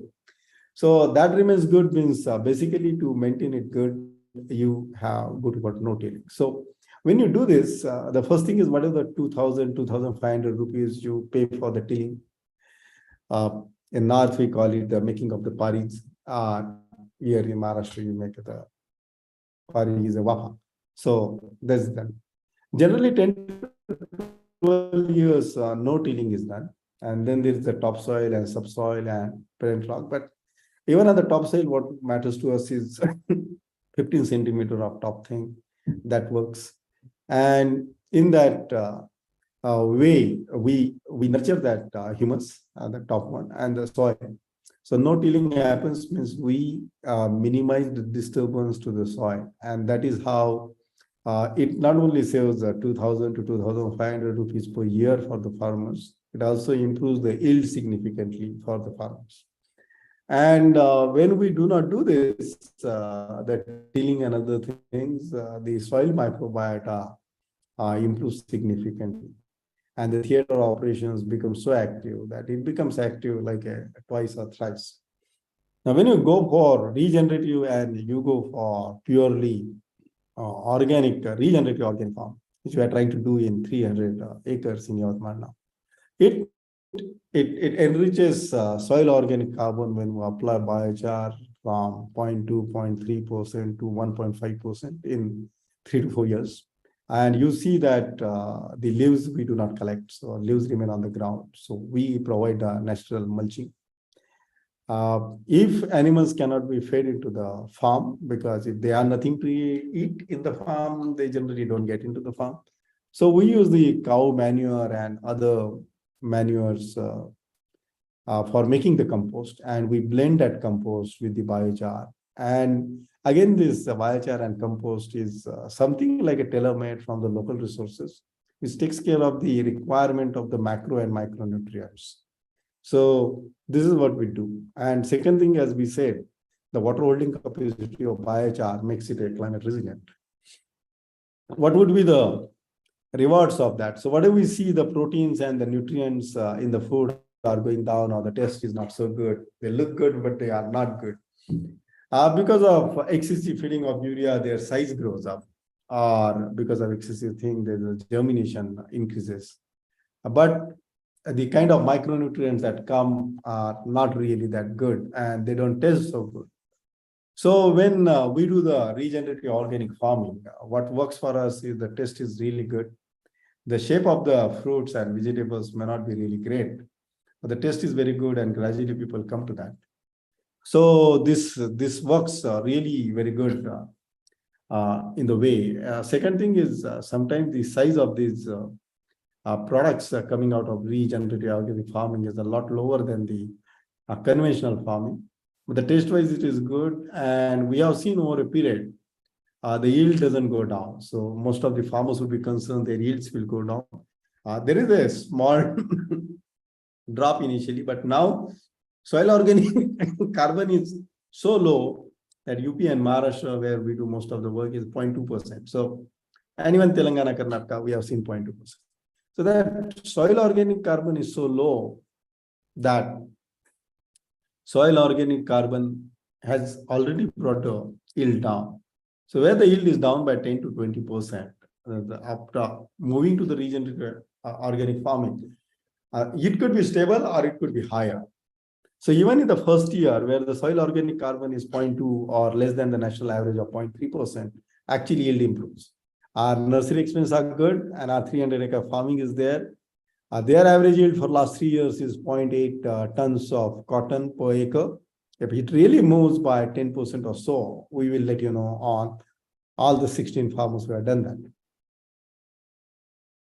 that. The second reward is, the third reward is it reduces the cost. So the first is the tilling that goes down directly. That saves. Second thing is the de-weeding is done, but the cost which is on paid to the chemical fertilizers, although we think it's they're cheap, they're not actually cheap. So the MOP is 32 rupees and DAP is 30 rupees. Our organic compost and other things, even biochar blended compost right now, we are selling at say 16 rupees or 20 rupees to the farmers, so the channel. Gradually it will move up, but right now we are promoting this 300, 340 tons of this. Gradually it move up. But again, even if it moves up, it will be cheaper than the DAP. Urea is substantially kept lower, and actually our soil has so much of nitrogen. We don't need nitrogen for some time. Second thing is our potash level of Indian soil is also really good. But somehow that potash is not carried by the roots to the biomass growth. So that is something, the issue which can be fixed with the regenerative agriculture. So it's not only saves money on the tilling, it saves money on chemical fertilizers and chemical pesticides also. Since the resilient plant is not so susceptible to the attacks from any pest, and that saves a lot of money on that part. So these are the rewards of regenerative agriculture. So I would like to give you some example of our cotton farmers. So our cotton farmers, where we do most of the work. So I think whatever they read about the 330,000 farmers are actually the cotton and pigeon pea farmers. If you see this organic carbon in North Karnataka is so low that the germination is actually gone down to something like 48%. It's not even 51%, which is the natural rate. And their cotton is also down, and the pigeon pea production, the tur production is as low as 0.6 tons per acre. Whereas Maharashtra, Gujarat, and MP, they have the 0.8 tons of average.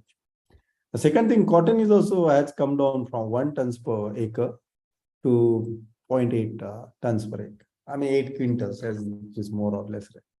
So if you do this 8,000 rupees of cotton price, I mean the minimum support price is 6,500. But this price for that grade actually in the market is 8,000. It has gone to the 10,000 also earlier. And again, because of drought in Xinjiang region, the price of cotton could go up significantly this year also. So if this is 8,000 rupees per quintal and 8 quintals come, so the income for a farmer is 64,000 rupees. And the cost for doing everything is the 6,000 to 8,000 rupees is the cost of chemical fertilizers. 8,000 to 10,000 rupees is the cost of pesticides. Labor would be same, 8,000 to 10,000 rupees. So the input cost of labor, chemical fertilizers, and seeds, that goes to something like 25,000. Then comes the tilling, harvesting, and de-weeding cost. So that thing comes additionally. So earlier 25,000 plus this additional cost of 12,000 rupees. So the total cost goes to 35,000 to 40,000 rupees or 44,000 rupees. And the farmer's net income, which is 64,000 rupees of gross income minus this 44,000, is just 20,000 rupees per acre. Generally, they have 5 to 6 acres. The good farmers who reduce or use the own manual labor of their family, they make a little more at, say, they save on the labor, so their cost comes down to 35,000. But end of the day, that 10,000 rupees of their own labor is considered in that. So net it is always generally 20 to 25,000 rupees being made by the cotton or pigeon pea farmers. Now, when it goes to this, the tilling cost, which is absolutely zero. So that 2,500 of saving. The de-weeding cost goes down drastically. So that 8,000 goes. The chemical fertilizer and chemical insecticides, that cost of 16 to 20,000 rupees goes down to something like, we can use the same amount of money for biochar blended compost or the activated biochar. So that enhances soil and improves the thing. So the cost of inputs actually goes down, where the input, which is the fertilizer cost, we can keep the same 8,000 rupees, or we can increase it because pesticide is not required much, or we can use the wood vinegar coming out of our industrial biochar plants as a plant resilient builder or a kind of herbicide. So that saves the plant from other things. So even if the input cost on fertilizer and pesticides is the same, we can minimize all the cost to 25,000. And when we minimize the cost from 44,000 to say 30,000 rupees or even 35,000 rupees, we bring down the cost by 10,000 rupees per acre. The income actually increases from 8 quintals per acre to 10 quintals per acre. And when 20 quintals per acre, the gross income is 80,000 rupees. And expenses are 35,000 rupees. So what you get is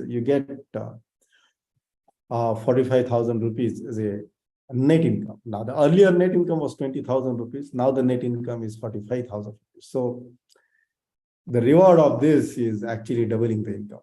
Now where we save a hell lot of money on the pesticides. We save a hell lot of money on chemical fertilizers. And we save our soil and we improve our soil health. And if we really do the application of blended biochar, we fix our soil organic carbon in the soil for 300 to 1,000 years. And that's something which we invest for 16 generations in the future. Will not face any problem on yield reduction or soil health in a significant way. With this, I'll stop. I think I kept it largely in line. You can connect with us. Kanchan looks after this initiative. Our email ID is also farmer producer companies, fpc@varad.in. My details are given there.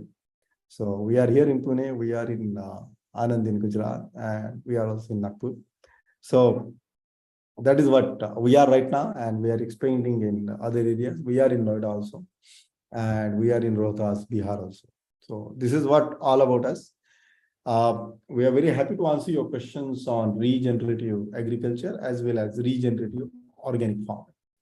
So I'll keep this up, whichever question is there, so I can take you to that particular slide and we can talk on that. Or if you have any general question, then we can take the presentation out. So thank you very much for your attention, and you can ask questions. Kanchan and I will be very happy to answer your questions. Excuse me. Hello. Yes. Sir, do you sell this biochar to the farmers or what? Okay, so that's a very clear-cut thing that if we buy the biomass, we sell the biochar. If biomass is given by farmer directly, then biochar is nearly free to the farmer. What kind of biomass do you want for making this biochar? Okay, so since our focus is more on cotton and pigeon pea, we are taking these two right now. So we are taking high lignin biomass because we take it purely into the quantity. So as long as our industrial units, which cost a lot of money, and their reliability is very low right now. So we are operating quantity kilns. So we produce biochar very distributed manner.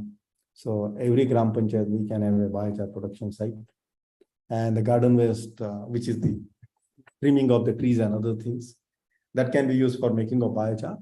Or high lignin material, which is the cotton stock, which is 71% of fixed carbon. Or the pigeon pea stock, which is 73% fixed carbon, we use it. If we use the garden waste, which are the trimming of the trees and other things, so that fixed organic carbon is 80 to 87%, depending on the tree. So if that comes to us free, then we give them biochar free.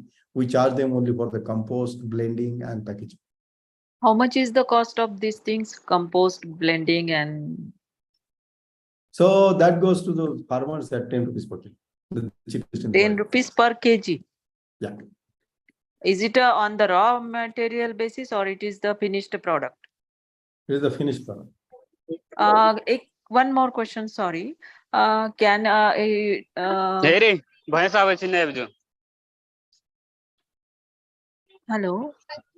Yeah, go ahead. Can I go ahead?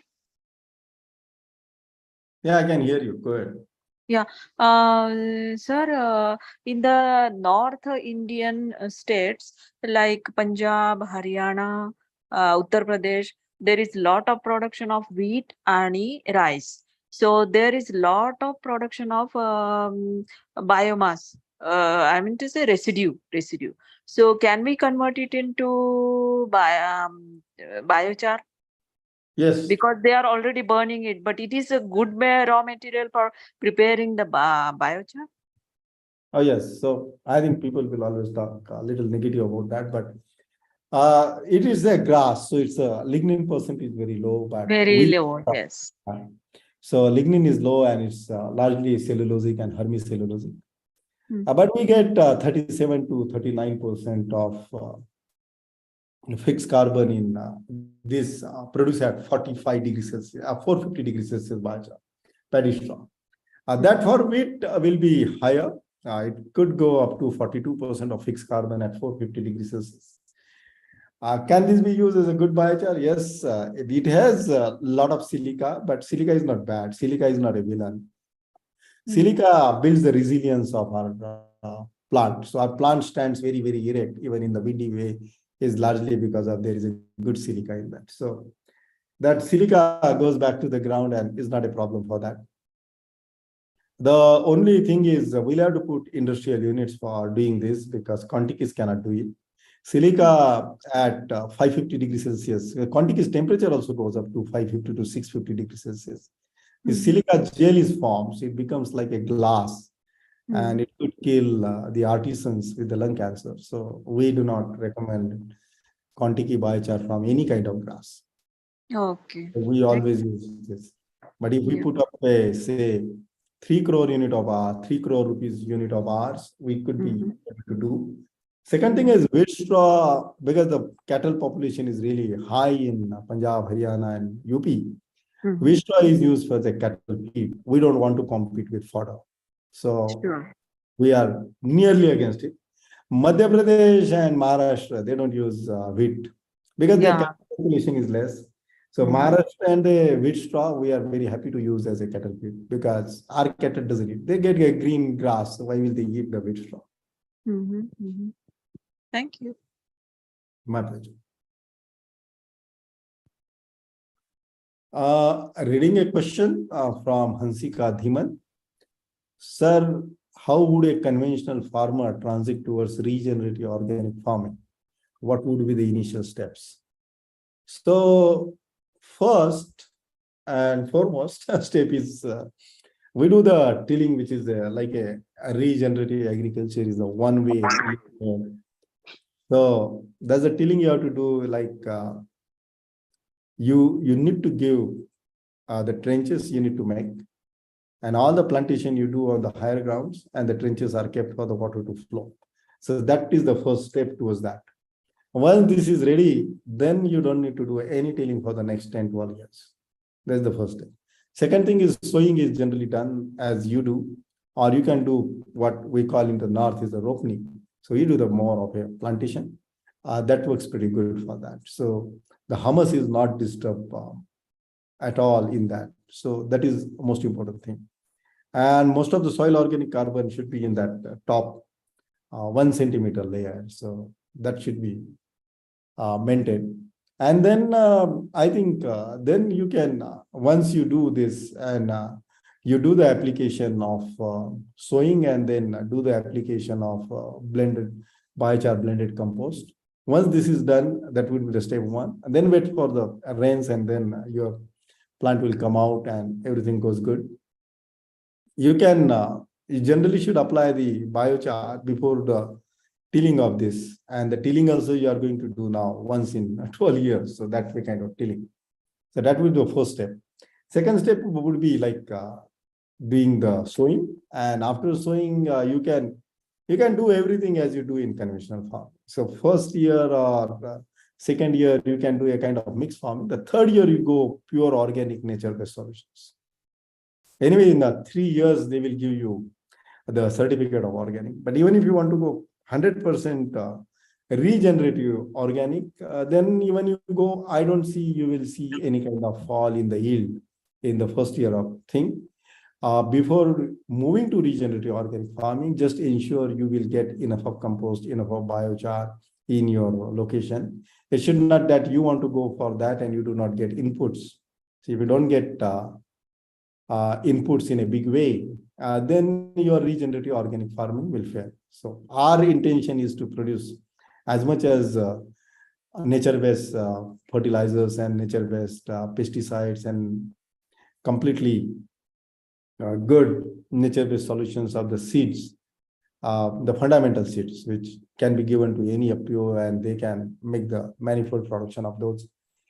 That would be the best way to practice it. Sir, how much dose is needed per unit of land to get the benefit? That I think is very, very subjective thing. If your pH is say 7.8, as it in the North India or the Northwest India, then this pH of your compost should be 6, 6.5. But now if you go to the Bihar and Bengal where the pH of the soil is 6, then you will have to apply some kind of the little alkaline biochar compost with a pH of 7.5 or 7.8. So it depends. Now, what is your NPK and what is your micronutrient situation? And accordingly, you should apply. Now, if your soil organic carbon is say 0.3%, then you should be focused more on biochar and less on the compost. If you are in Bihar and Bengal where the menace of urea is little less compared to rest of India, soil organic carbon is good, 0.4, 0.3. It's at times it is a 0.53 also in Rohtas district. So if you see that kind of high soil organic carbon, you can put 20% biochar and 80% of compost to fix more of the things on the DAP replacement, because they have some kind of phosphate deficiency and some kind of compost which fixes the nitrogen kind of thing. But the micronutrients are really good in all these nature-based solutions, largely because the theater operation of microbiota is good. What is the mode of application, please, sir? Method of application? I think.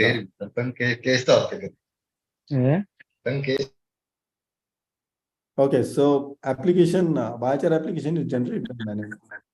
You can, yeah. But is there any depth that depth you should apply or no? Surface application. You can do, I think if you do it before tilling, then automatically it goes to that 15 centimeter to surface level kind of thing. Sure. It is generally the blending is done and it should be done very close to the plant. So that is the thing which you should do on the hillside of your where the plantation is done, and the dell sides you should avoid it application because it is a very light material. It could be washed away in the first time. Yes. So that is why it should be done manually and not mechanically. Okay. And then how do you prepare land for the next crop? I think you just cut the plant and roots remain in the ground. That is how we prepare the land for the next crop. So simple. You mean zero tillage? You will have to sow the next crop in zero tillage? I think zero tillage is the best if you really want to improve your soil organic carbon from 0.2% to 1.5%. Okay. Thank you.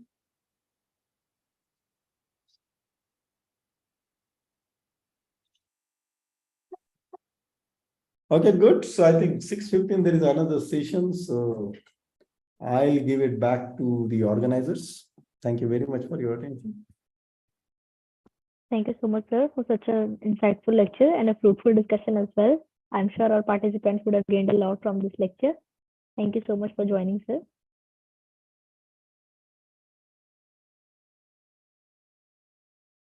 So participants, due to some technical issue, our next guest won't be able to join, and let's call it a day. We hope to see you all tomorrow at the same time. Thank you.